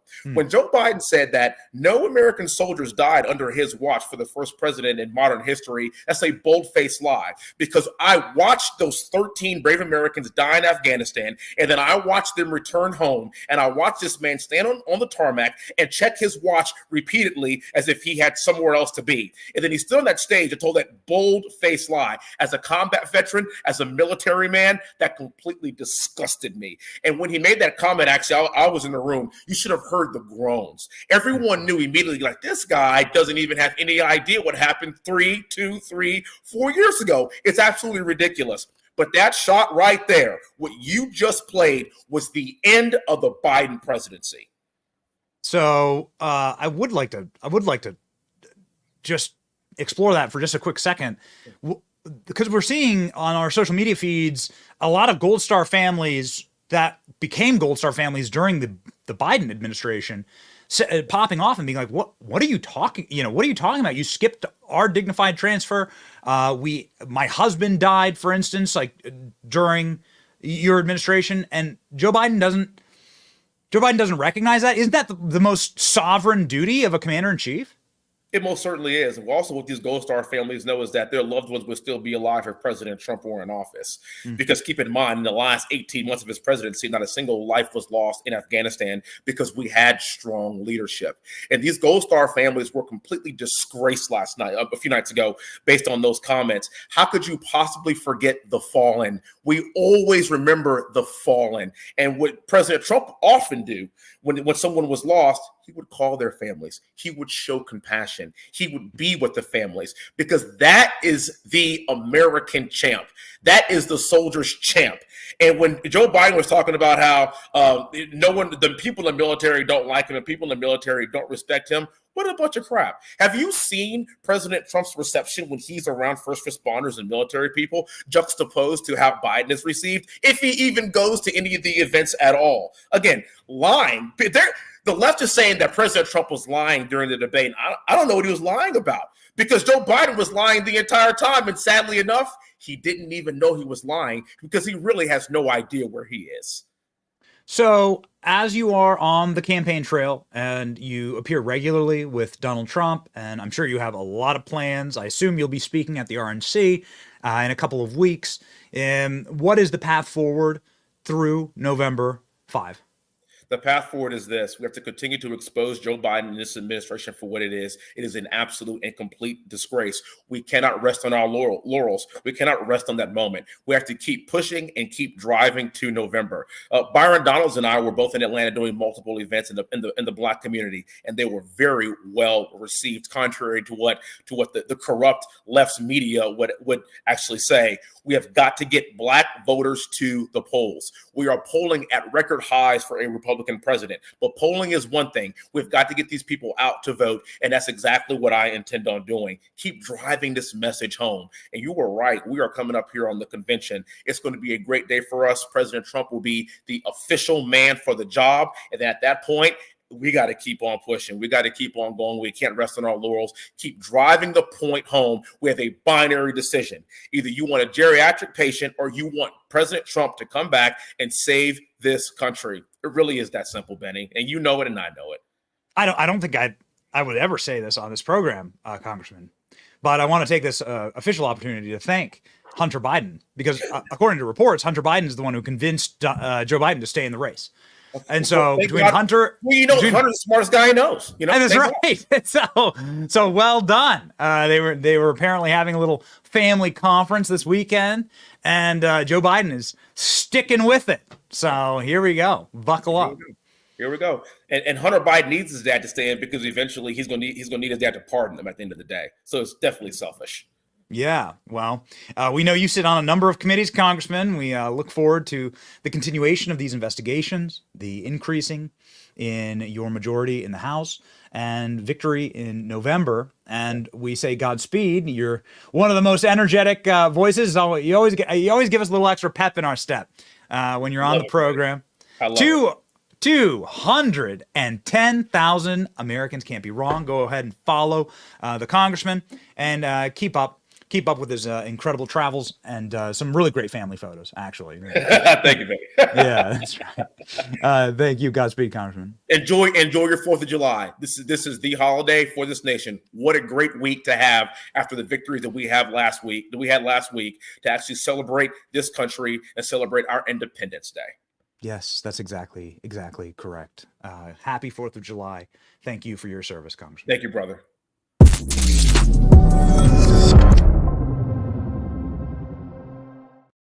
All right, ladies and gentlemen, we are rocking and we are rolling here on the program. We have some salt for you that has been gathered by our intrepid producers. Executive producer ALX has found some giant rock salts from MSNBC. MSNBC reacting to these decisions. I'm not sure if we are ready with our salt, but ladies and gentlemen, I see salt shakers pouring through the comment section, and we would never ever deny you an opportunity to pour your salt on these libs. So here we go.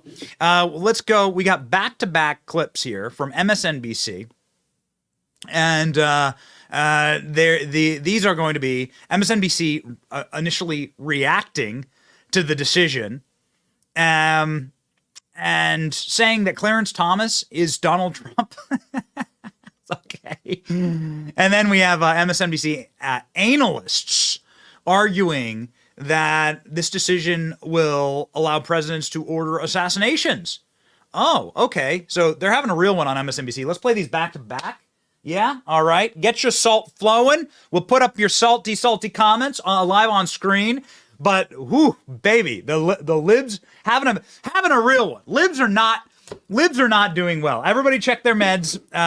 Everybody, therapy couches are filling up around the country. Here we go. Let's salt these libs.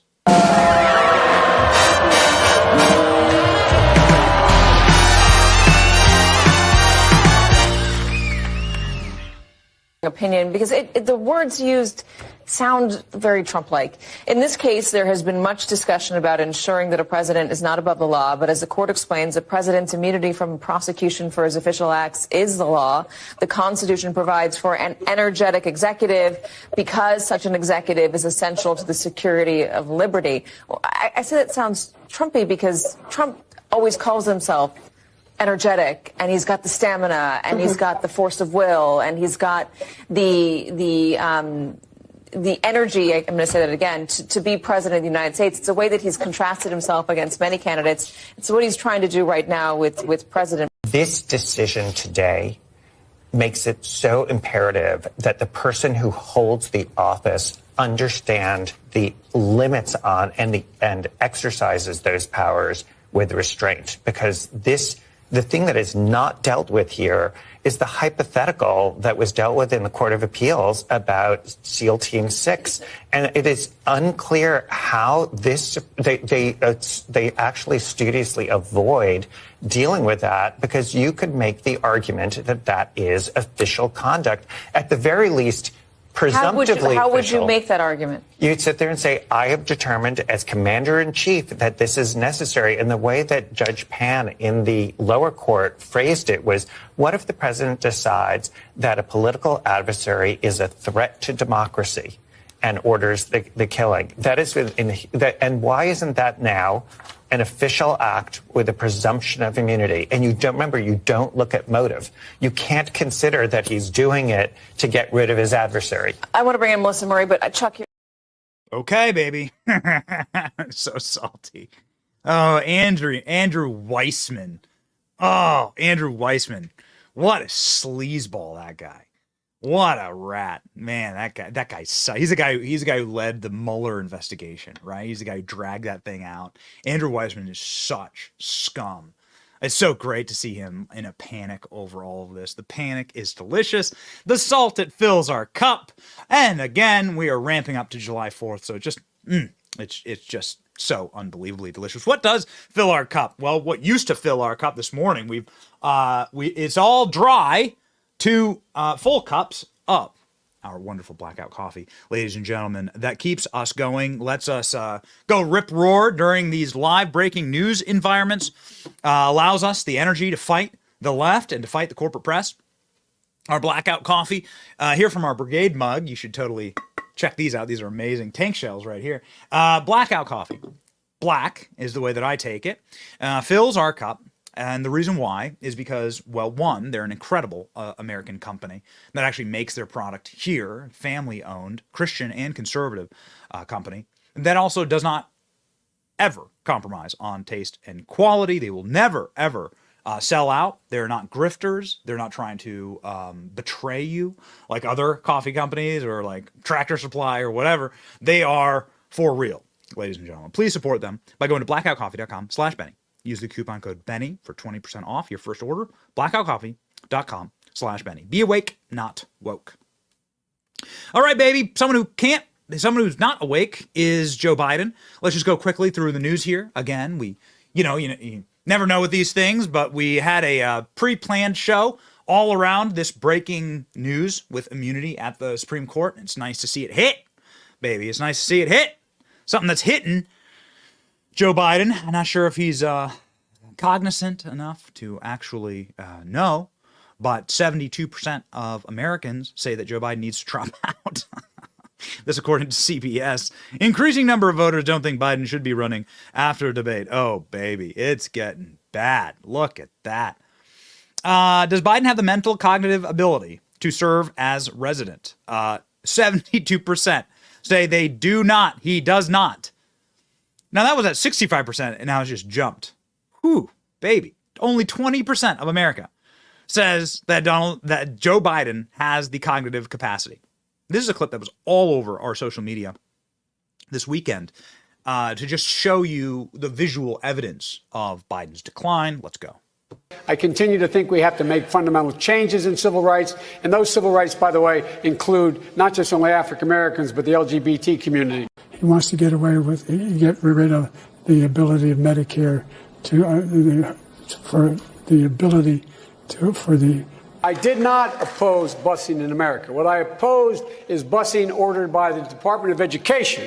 That's what I oppose. Making sure that we're able to make every single solitary person eligible for what I've been able to do with the COVID. With dealing with everything we have to do with. Look, if you will determine the outcome of this election, vote. If you're able to vote early in your state, vote early. If you're able to vote in person, vote in person. Vote whatever way is the best way for you, because he cannot stop you. And I'm going to continue to move until we get the total ban on the total initiative relative to what we're going to do with more Border Patrol and more asylum officers. President Trump? I really don't know what he said at the end of that sentence. I don't think he knows what he said either. Look.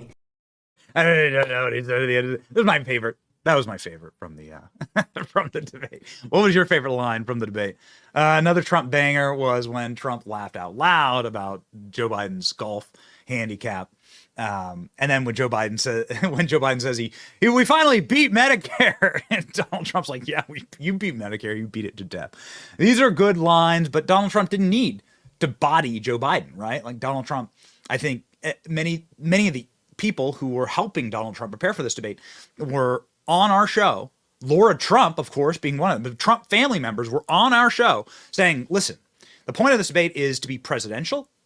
It's not to like bloody Joe Biden into a pulp that looks like elder abuse. Let's let Joe Biden be the elder abuser. And also let's let the corporate press be the elder abuser. Joe Biden receiving nothing, just complete disrespect this weekend, much deserved disrespect from the corporate media of all places. It seems like they have caught up to what we've been reporting for a long time. That's, of course, a lie. The corporate media simply have been trying to hide Joe Biden's state from you. They've known Joe Biden's state for a long time. Hunter Biden has text messages from 2008 saying that his dad has dementia. We've covered him on the show time and time again. We seem to be the only people that care about this piece of government evidence, but we cover them on the show time and time again. Hunter Biden saying, yeah, my dad has dementia. He said it in his own text messages to a physician in the family. This was in 2008. Tucker Carlson also up with a banger of a tweet this morning from his sources. I guess we'll pull that up. But here we go. National polls. Look at this. Look at the savagery of the national polls here. Here's Face the Nation. We begin this morning with reaction to the first presidential debate of 2024. Our polling unit asked voters how they view the candidates now, including their cognitive health. The results are not encouraging for the president. The number of voters who say President Biden has the cognitive ability to serve has dropped from 35% earlier this month to 27% after the debate. That's the lowest number since CBS began asking voters that question last September. Nearly 3/4 of all registered voters now say he shouldn't be running, and nearly half of Democrats say he shouldn't remain the nominee, an extraordinary number for an incumbent who didn't face a competitive primary.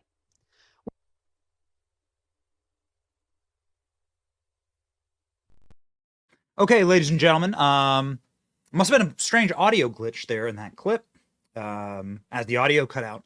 But, well, speaking of cutting, a absolute gangland shanking occurred of Joe Biden on his favorite show, Meet the Press. Joe Biden's favorite show on NBC, the show that is the king of DC Sunday morning shows, the much lauded, legendary Meet the Press, took a hammer to Joe Biden, a prison shank to Joe Biden, metaphorically. And I don't even know how. There are no words for this open with Kristen Welker, who's like this, Biden acolyte, who seemingly loves Joe Biden and hates Donald Trump, somebody got a hold of the prompter, and then they committed like an act of violence, all right, against Joe Biden's campaign in 2024. Here we go. On Friday, in a stunning move, the New York Times editorial board called on President Biden to serve his country and drop out of the presidential race. NBC News has learned that President Biden is expected to address his campaign with his family at Camp David. That's according to 5 people familiar with the matter. Now, he and First Lady Jill Biden arrived there late last night to join their children and grandchildren in a trip planned before Thursday's debate. The campaign was always going to be a topic of conversation, but now undoubtedly Thursday's debate will be front and center. Senior advisor Anita Dunn addressed the matter on Saturday. You all did not have any kind of conversations about, oh, should Joe Biden drop out of this race? The conversation that we had is, okay, what do we do next? Okay, that is, if there's one thing that we're about, it's, okay, Barack Obama said bad debates happen. We had a bad debate. What do we do next? And, you know, the president, above all, is focused on what do we do next? What do I need to go do? President Biden, who agreed to the earliest general election debate in modern political history, had one goal: to persuade voters who are skeptical about his age and fitness for office that he is up to serve another 4 years. Mr. Biden has consistently told voters, watch me. Yikes.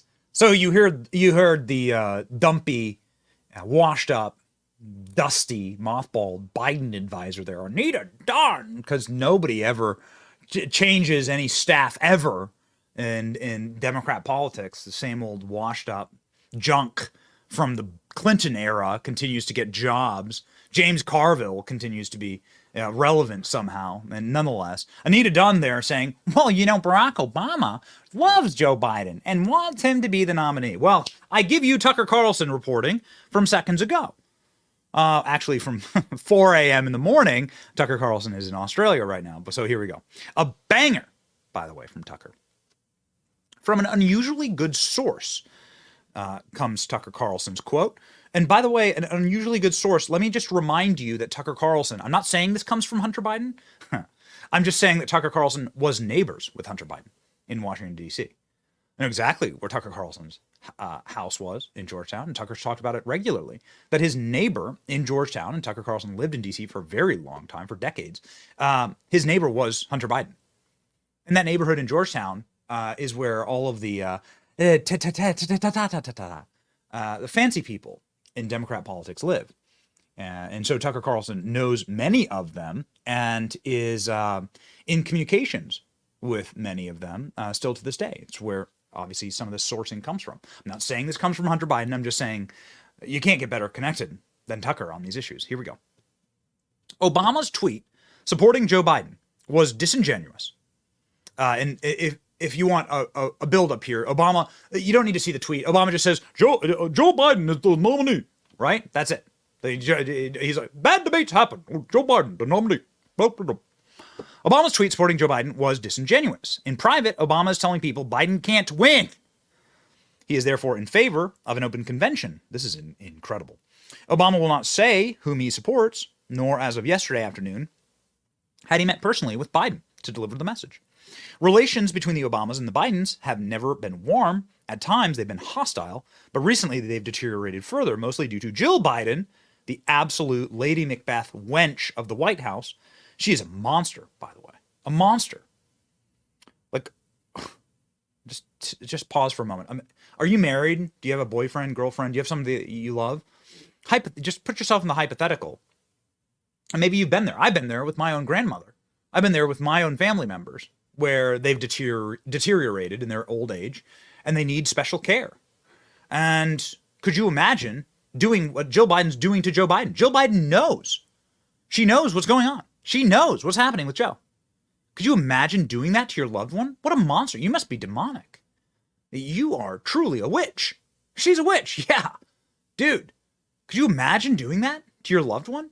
Over my dead body. I have a wife who I love very, very much.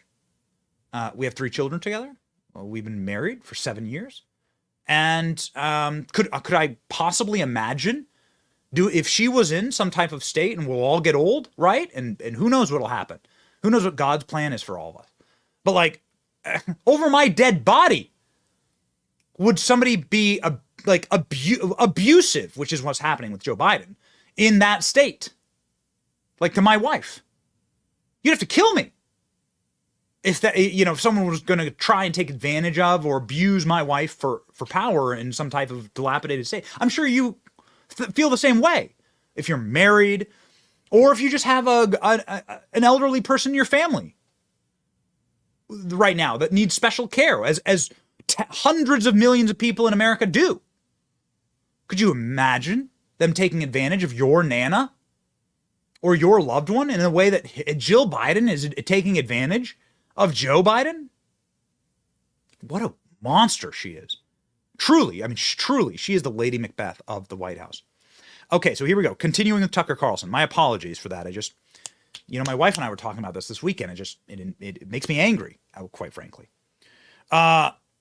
Jill Biden, in the hours and days after the debate, she kept her husband cloistered away from anybody who might convince him to drop out.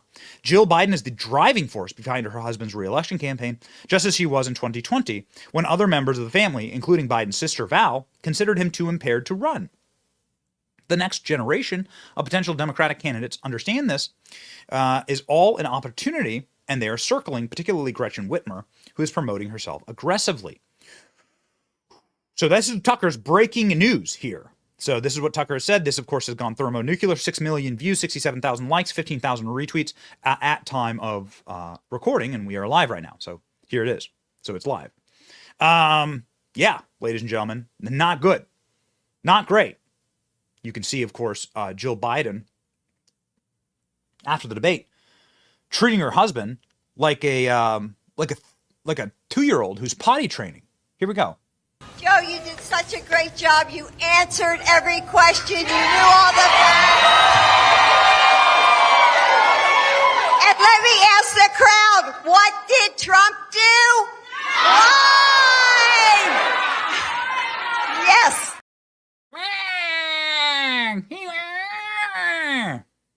Ooh. Don't feel bad for Joe Biden. Let me tell you something you shouldn't do. You should never feel bad for Joe Biden. Joe Biden is getting, the biblical treatment of an evil leader. I don't need to go into it, but just go check what happens with evil leaders in the Bible, in the Old Testament, New Testament. Go check what happens with like immoral, villainous, murderous liars who are leaders who get an opportunity to lead nations and do despicable work. And who defy God when doing that. It's biblical what's happening to Joe Biden. Let's just call it what it is, right? Okay, so ladies and gentlemen, this is what Tucker has to say, and the cope is real. Now, we told you on Friday, watch what Nancy Pelosi does. According to reports, Nancy Pelosi is like the last individual who is hanging on for dear life, like to Joe Biden. Like with her claws in Joe Biden, trying from a institutional Democrat perspective, like keep Joe Biden on the ballot. And there's no real obvious choice or push or strategy for what they could do if Joe Biden doesn't remain on the ballot. I mean, it's not good, actually. It's a nightmare of a strategy, and becomes like very, very bad very quickly for the Democrat Party. It descends into total chaos with riots and just a nightmare. Maybe no candidate at all. They're up against a wall here. So it is a proper nightmare for Democrats. Nancy Pelosi, ladies and gentlemen, what did she have to say? We said on Friday's show, watch what Pelosi has to say. What's Pelosi talking about? What does she say over the weekend? Oh, and you're going to love this. Here's what... So Nancy slammed like 5 dirty martinis, wobbled her way into a TV studio, and had this to say about Donald Trump.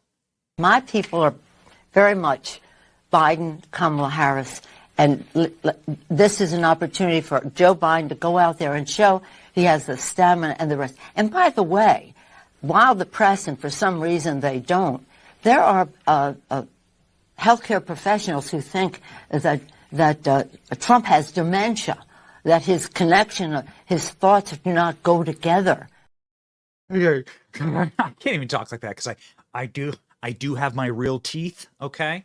I do still have my real teeth, and I have my real brain still in my skull.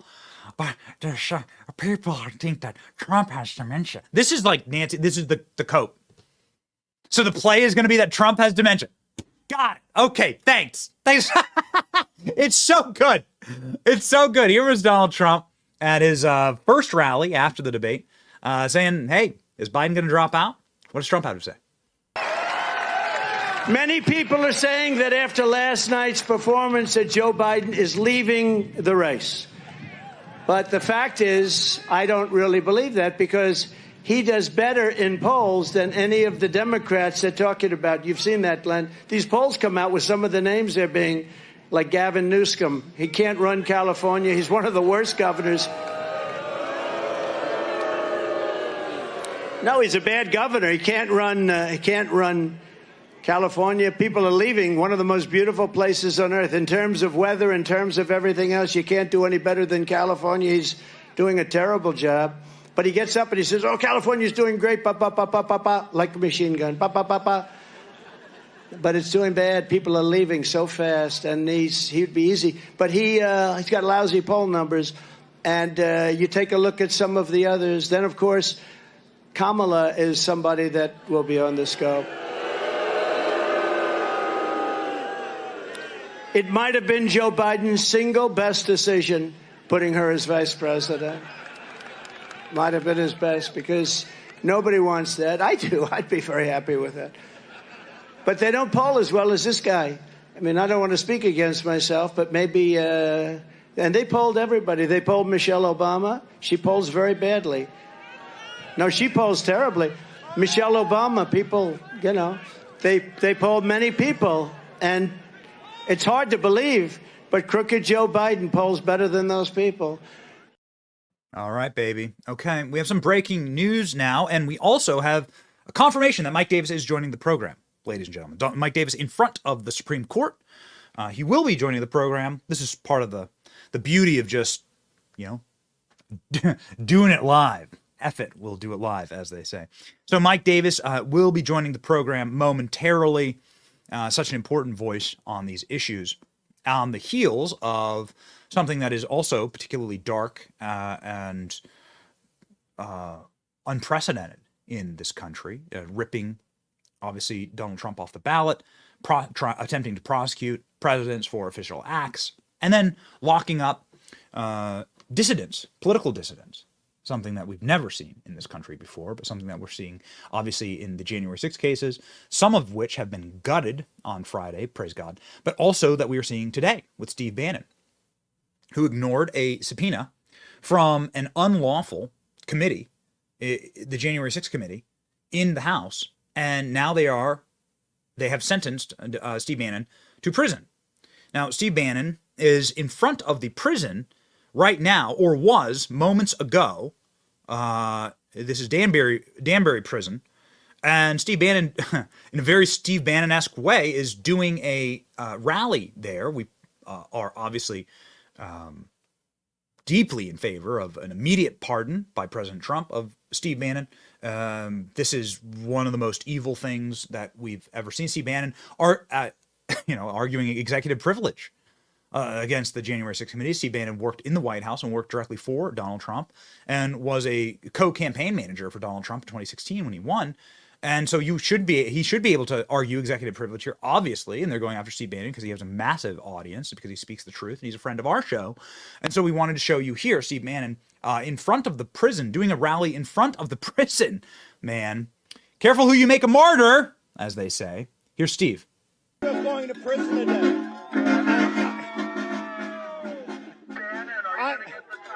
I am proud to go to prison.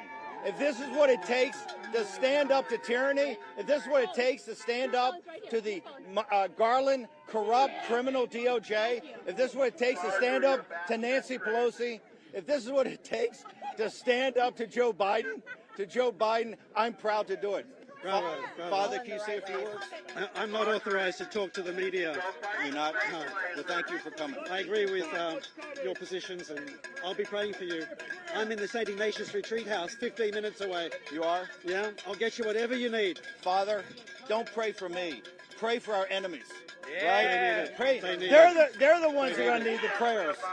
Thank you, Father. Saint Michael the Archangel, defend us in battle. Be our protection against the wickedness and the snares of the devil.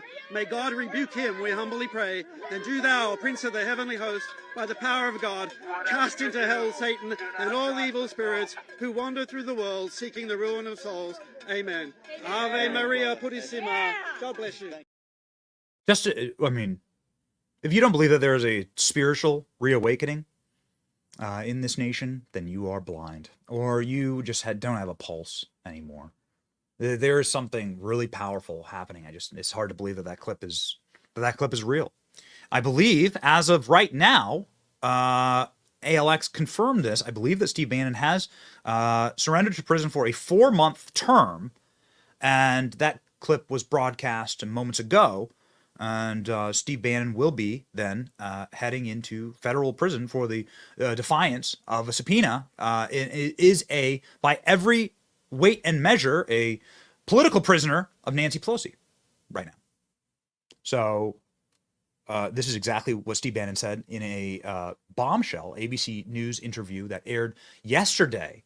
Just an incredible Steve Bannon just owning this ABC News segment from stem to stern and shadow boxing and making such profound points. I can't believe ABC News broadcast it. Here we go. Some of those who served Trump and crossed him say they're worried. Stephanie Grisham, who was the communications director, the press secretary, communications director for chief of staff for the first lady. You're not talking about people like that. That's ridiculous. She says that she's worried about being charged with treason, that she could be disappeared someday. That's absurd.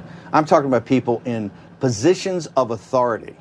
For instance, Andrew McCabe, the former deputy, he says he might have to leave the country. He ought to be very worried. He's definitely going to be investigated. So is Comey. So is Esper. I believe Milley will. Look at what happened Milley, the chairman of the Joint Chiefs, former chairman of the Joint Chiefs. Yes, because look at we don't know conversations he had outside the military chain of command when he's chairman of the Joint Chiefs, when he talked to the Chinese, when he talked to Nancy Pelosi. We have to investigate all that. If we haven't done anything, you shouldn't worry. Well, they're worried because Trump and you are talking about retribution. You're talking about... It's not retribution at all. First off, wait, those were his words, not my words. I am your retribution. And what he says by retribution, he said, like he said last night on the debate stage, his retribution is a very successful, more successful second term.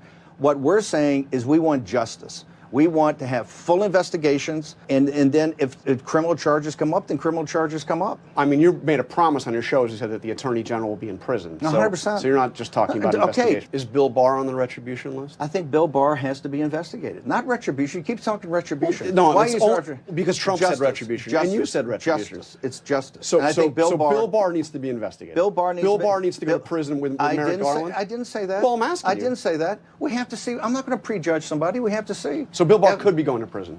As part of this retribution campaign. It's not retribution. It's justice. It's incredible. Watching a clip like that, this is the first time I've seen the full clip. I watched it along with you.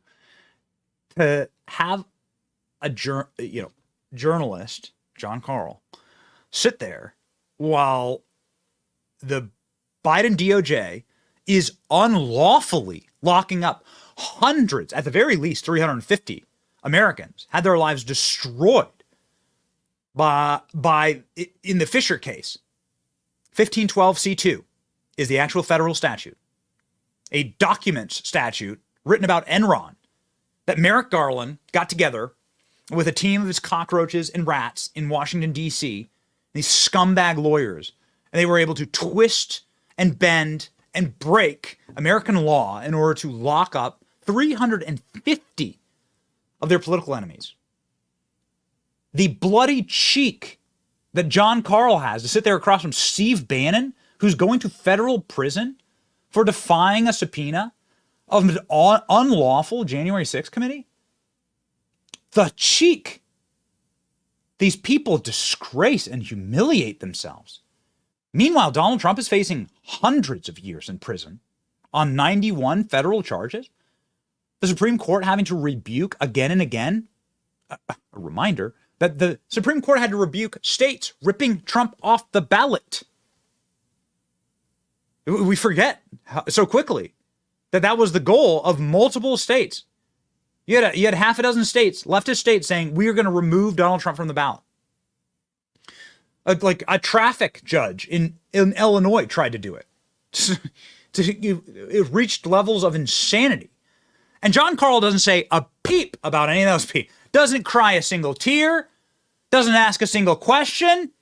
He's in the room with cringe Jean Pierre every single day. Doesn't say a damn thing. And he has the audacity to march in there with Steve Bannon and be like, "Whoa, Donald Trump might try to lock up actual legitimate criminals. We're so sad about it." Preview of things to come, ladies and gentlemen. A preview of things to come. Somebody who's been previewing this on our program for a long time. In fact, one of our first guests when we started this program 4 years ago, I've lost count. One of our first guests was Mike Davis. Mike Davis, when, he wasn't a household name as he is now. Wasn't the viceroy, the soon-to-be viceroy of Washington, D.C. Mike Davis joins the program now after years of correct legal theorizing on this program and an emphasis on the Constitution, law and order, and a optimistic projection as to what's going to happen in the future for these monsters who have so manipulated and destroyed our Constitution. Joining us now, ladies and gentlemen, I think only via audio, but nonetheless, crisp and clear, is Mike Davis.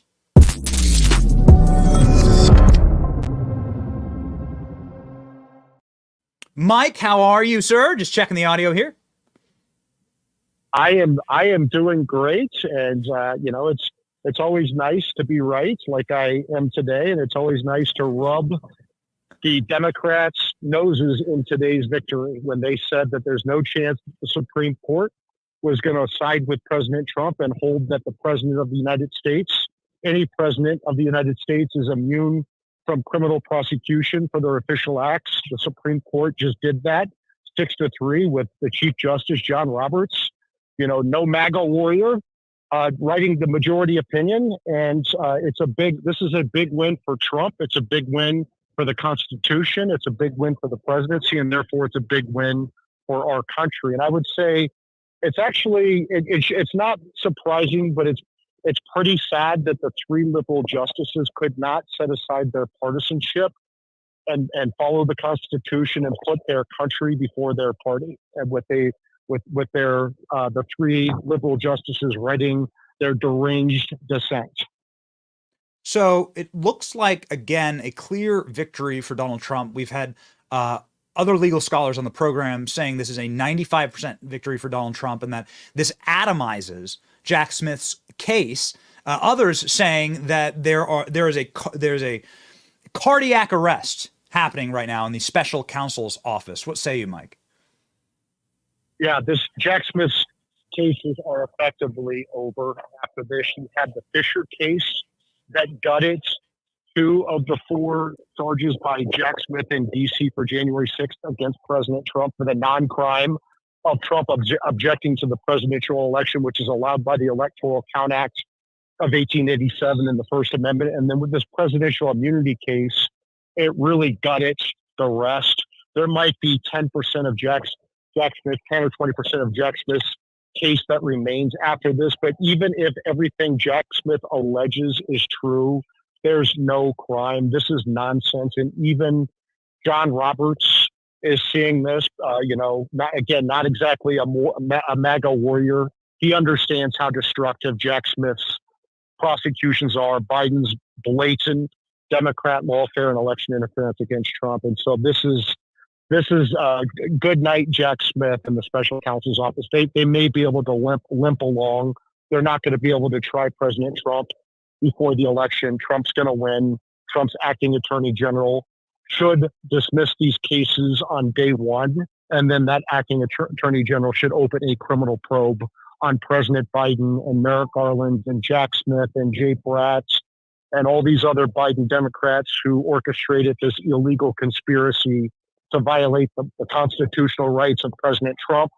His top aides like Peter Navarro and Steve Bannon, who are in prison, his lawyers like Jeff Clark and John Eastman, his supporters on January 6th, parents outraged by gender chaos in schools and the resulting rapes in high school bathrooms, Christians, including 75-year-old Christians going to prison for praying at abortion clinics, while Biden and his Justice Department give amnesty to Joe Biden and James Biden and Hunter Biden, every scumbag Biden who's taken more than $20 million from our worst enemies in this foreign corruption. They've given amnesty to BOM, Antifa, abortion industry activists, Hamas, trans terrorists. We have a politicized and weaponized justice system under Joe Biden, and they must face severe legal, financial, and political consequences for what they have done. They have tried to destroy Trump, and in the meantime, they're trying to destroy the presidency in our country, and they must pay a severe price for this. Mike, you'd have to probably take a canoe to work in Washington, D.C. the day that the acting attorney general on January 20, 2025 dismisses these charges outright because of the leftist tears that will flow through the city. I don't think we'll ever hear a louder shrieking demon scream than that day. We may hear louder into the future, but that will be ear piercing that day. Can you game theory for us how that will happen, how that would happen? Some on the show have speculated that the DOJ just couldn't continue the prosecution outright because they'd be prosecuting a sitting president, and that's unconstitutional. But what you're saying is that the attorney general should just strangle this, strangle this in the cradle on day one. On day one, Trump's acting attorney general should order Jack Smith to dismiss these charges with prejudice, and then he should fire Jack Smith and his entire office. And then he should open a criminal probe for conspiracy against rights under 18 U.S.C. 241 and 242. They have politicized and weaponized the Biden Justice Department and these Biden Democrat prosecutors and these Biden Democrat law firms and actors, people like Andrew Weissman. This is a criminal conspiracy to violate the constitutional rights of President Trump, his top aides, his lawyers, his supporters. And this is unacceptable. This is how the Roman Republic fell. It was the lawfare by the Roman insiders against Caesar that made him desperate, and he crossed the Rubicon from Gaul to Rome, and it led to the Civil War and the fall of the Roman Republic. And I'm not saying we're going into civil war, but there must be legal, political, financial consequences, severe legal, political, and financial consequences for what Joe Biden, his White House team, Merrick Garland, Lisa Monaco, Jack Smith, Jay Bratt, Jonathan Sue, Gary Stern, Matthew Colangelo, Nathan Wade, Fannie Willis, Tish James, Alvin Bragg, all of these Democrat operatives, Andrew Weissman and the lawfare team on the outside, they have all colluded on this Biden Democrat lawfare and election interference against President Trump. They fear they can't beat Trump on November 5th, 2024. So they tried to bankrupt Trump. They're trying to throw him in prison for the rest of his life. They try to take him off the ballots. They're even calling now, these Biden Democrats are now even calling for drone strikes and Trump's assassination by Biden. This is insane. These are the people who pretend like they're the defenders of democracy, who are destroying democracy because they don't accept the will of American voters. And so they want to they just want to bankrupt, take him off the ballot, imprison him, and kill President Trump. This is insane. So, Mike, I did want to get your thoughts on this. If we were live on Friday and didn't do a full debate recap, I wanted to get your thoughts on this because you sent out a tweet, and it'll be up on screen here in a moment, of you with a young man who was presumably prosecuted under 1512 C2, saying that there's going to be hell to pay, and he represents 350 at least Americans who were including President Trump, who have been attempted to be prosecuted by Merrick Garland under this bogus statute that was had the bark ripped completely off of it by the ruling on Friday. And so given your tweet here, January 6th political prisoner, Brandon, a happy man after the Supreme Court delivered justice today in the Fisher decision, I wanted to get your take, very important for me. What happens to these people who were persecuted unrighteously and illegally by the government? Can they sue the government? Can something happen here to get some justice for these political prisoners? Yeah, this Brandon Fellows was a nonviolent first-time offender who went into the Capitol on January 6th, and he got 35 months in jail. He got sentenced to longer than that, but he had to serve 35 months in prison for this, right? He was nonviolent first-time offender. And that just shows you this is absolute political persecution by Biden and Merrick Garland, Matthew Graves, the U.S. attorney in D.C. who's going after all these January 6th defendants, Jack Smith, who's going after Trump for January 6th. These people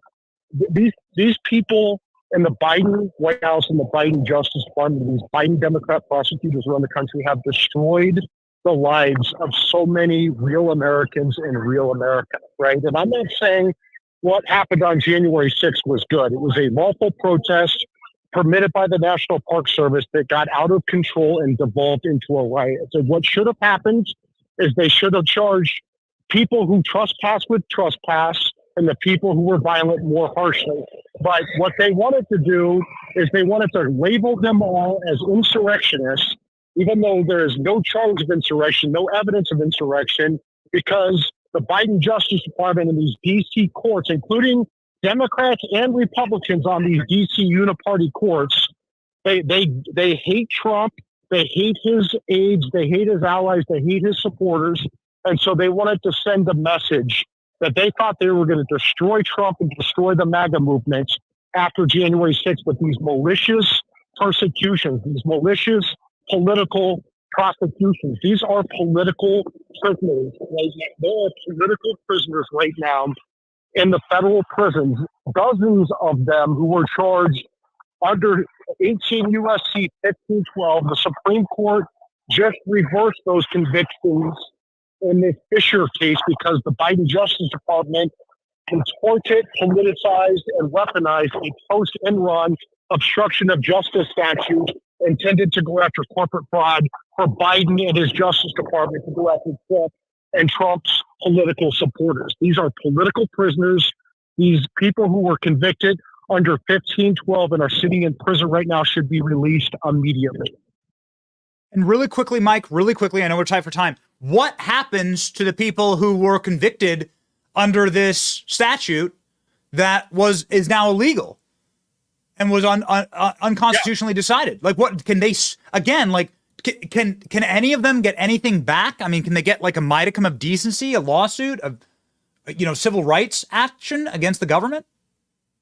It's very hard, but they should bring civil rights lawsuits against these, against Biden and his White House staff and Garland. Bring civil rights lawsuits against them and let President Biden try to claim presidential immunity and let the courts figure that out, right? And so, yeah, there must be, what needs to happen is when Trump wins on day one, Trump's acting attorney general must open a criminal probe on this. And day one, Trump's acting attorney general must ask the Office of Professional Responsibility in the Justice Department to open an internal ethics probe. And on day one, Trump's acting attorney general needs to fire Jack Smith and Matthew Graves and these other prosecutors who perpetuated this biggest injustice in American history, the January 6th prosecutions based upon this bogus, political, unconstitutional, illegal reading of 18 U.S.C.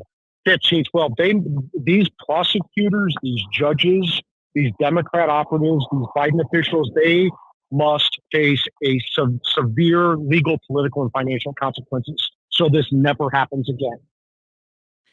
Ladies and gentlemen, if you wish to see that happen, and I'm watching the chat here, and obviously you do wish to see that happen, go and support Mike. Follow him on X. Support the Article 3 Project. 2 scholars from the Article 3 Project have been on this show, the great Mike Davis and Will Chamberlain, earlier. And it is because of legal fighters like this that we can actually have wins in the courts. Remember, there was a time not too long ago where we had no wins. It was impossible for conservatives to win anything. It was just loss after loss. And so it's because of Mike Davis that we can have wins. Ladies and gentlemen, go ahead and follow him and support the Article 3 Project. God bless you, Mike. Godspeed. Thank you, Ben.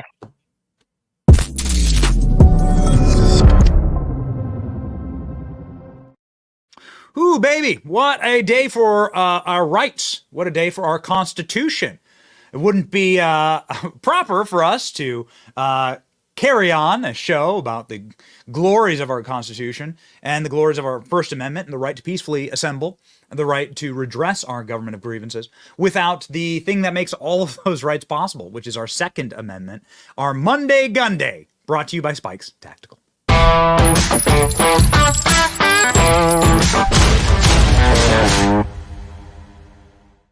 Man, I love living in Florida. I love living in Florida. Trying not to do like a Florida commercial every single day. We do broadcast from Florida. I did move my family down to Florida after an enormous amount of research and travel. We needed to get the hell out of a Washington, D.C. hellscape. We came to Florida because we just kind of made a bet that this was going to be like the place to build this business, to build this show, and to raise a family. And hot diggity damn, were we right? Get a load of this. Florida sheriff, would-be burglar, got his butt pistol whipped by a 66-year-old man, and the sheriff is going to give a commendation to the person who pistol whipped the burglar. The guy's going to get an award. So down here in Florida, you get an award for defending your home and defending your property and defending yourself against tyranny, and that's the way it should be. That's actually the only thing that stops tyranny. You do understand that, right, libs? Like, do you understand that? Okay. You're the fascist. Oh, okay. Got it. Well, let's go ahead and read. Florida's Brevard County Sheriff William Ivey said 29-year-old Blake Robinson was caught trying to burglarize a car. He got his butt pistol whipped by the vehicle's 66-year-old owner. Fox News reported on the incident that occurred on Thursday. Sheriff Ivey used his Facebook post to explain that the 66-year-old owner, 66 years old, whipping a 29-year-old, good for you, man, heard strange noises and went out to discover the scumbag rummaging through his car. The 66-year-old called 911, which is what you should do. You should always make sure that you alert the authority. And then says, according to the sheriff, during the early morning hours, the citizens called 911. He heard a noise outside the residence. He went back in and was met by this guy, Blake Robinson, who was making a stupid mistake of attempting to gain access to a car that, of course, was not his. That's illegal. Our victim went on to locate his phone so he could get a hold of local law enforcement. And then he was attacked and hit in the head before being thrown to the ground. Despite being kicked in the head, Robinson, the victim, was able to defend himself, causing him to fall back so that he could get away. The deputies arrived on the scene and were able to quickly detain the burglar. All happy and good. The 66-year-old got up and kicked the guy's ass. That's right, Mr. Tough Guy Robinson got manhandled by a 66-year-old man who thankfully required only brief medical attention and was left without serious injuries. Ladies and gentlemen, don't rob people. Don't F around. You will find out. Thank God this is still America. In most places, you can defend yourself, which is our sovereign right, and it is actually your duty, especially if you're a father or if you're a head of a household. It is your sovereign duty to you, your ancestors, and to all that is all to the way of nature for you to be able to defend yourself. It is why we are very proud to partner with Spikes Tactical. You see the wall of gorgeous AR-15s up in our studio, and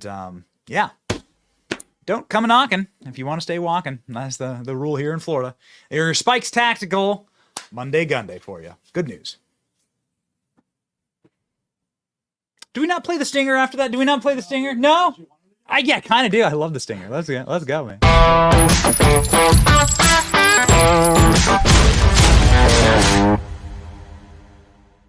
Let's make that a tradition where we play this. Where we play the stinger. That's like nice little bookend. I like the guitar riff. Okay, baby. We've been riffing. We've been live for 2.5 hours here. We wanted to make sure that we brought you all of the news. We have defeated and destroyed the corporate media in streaming numbers this morning, because that is what we are here for.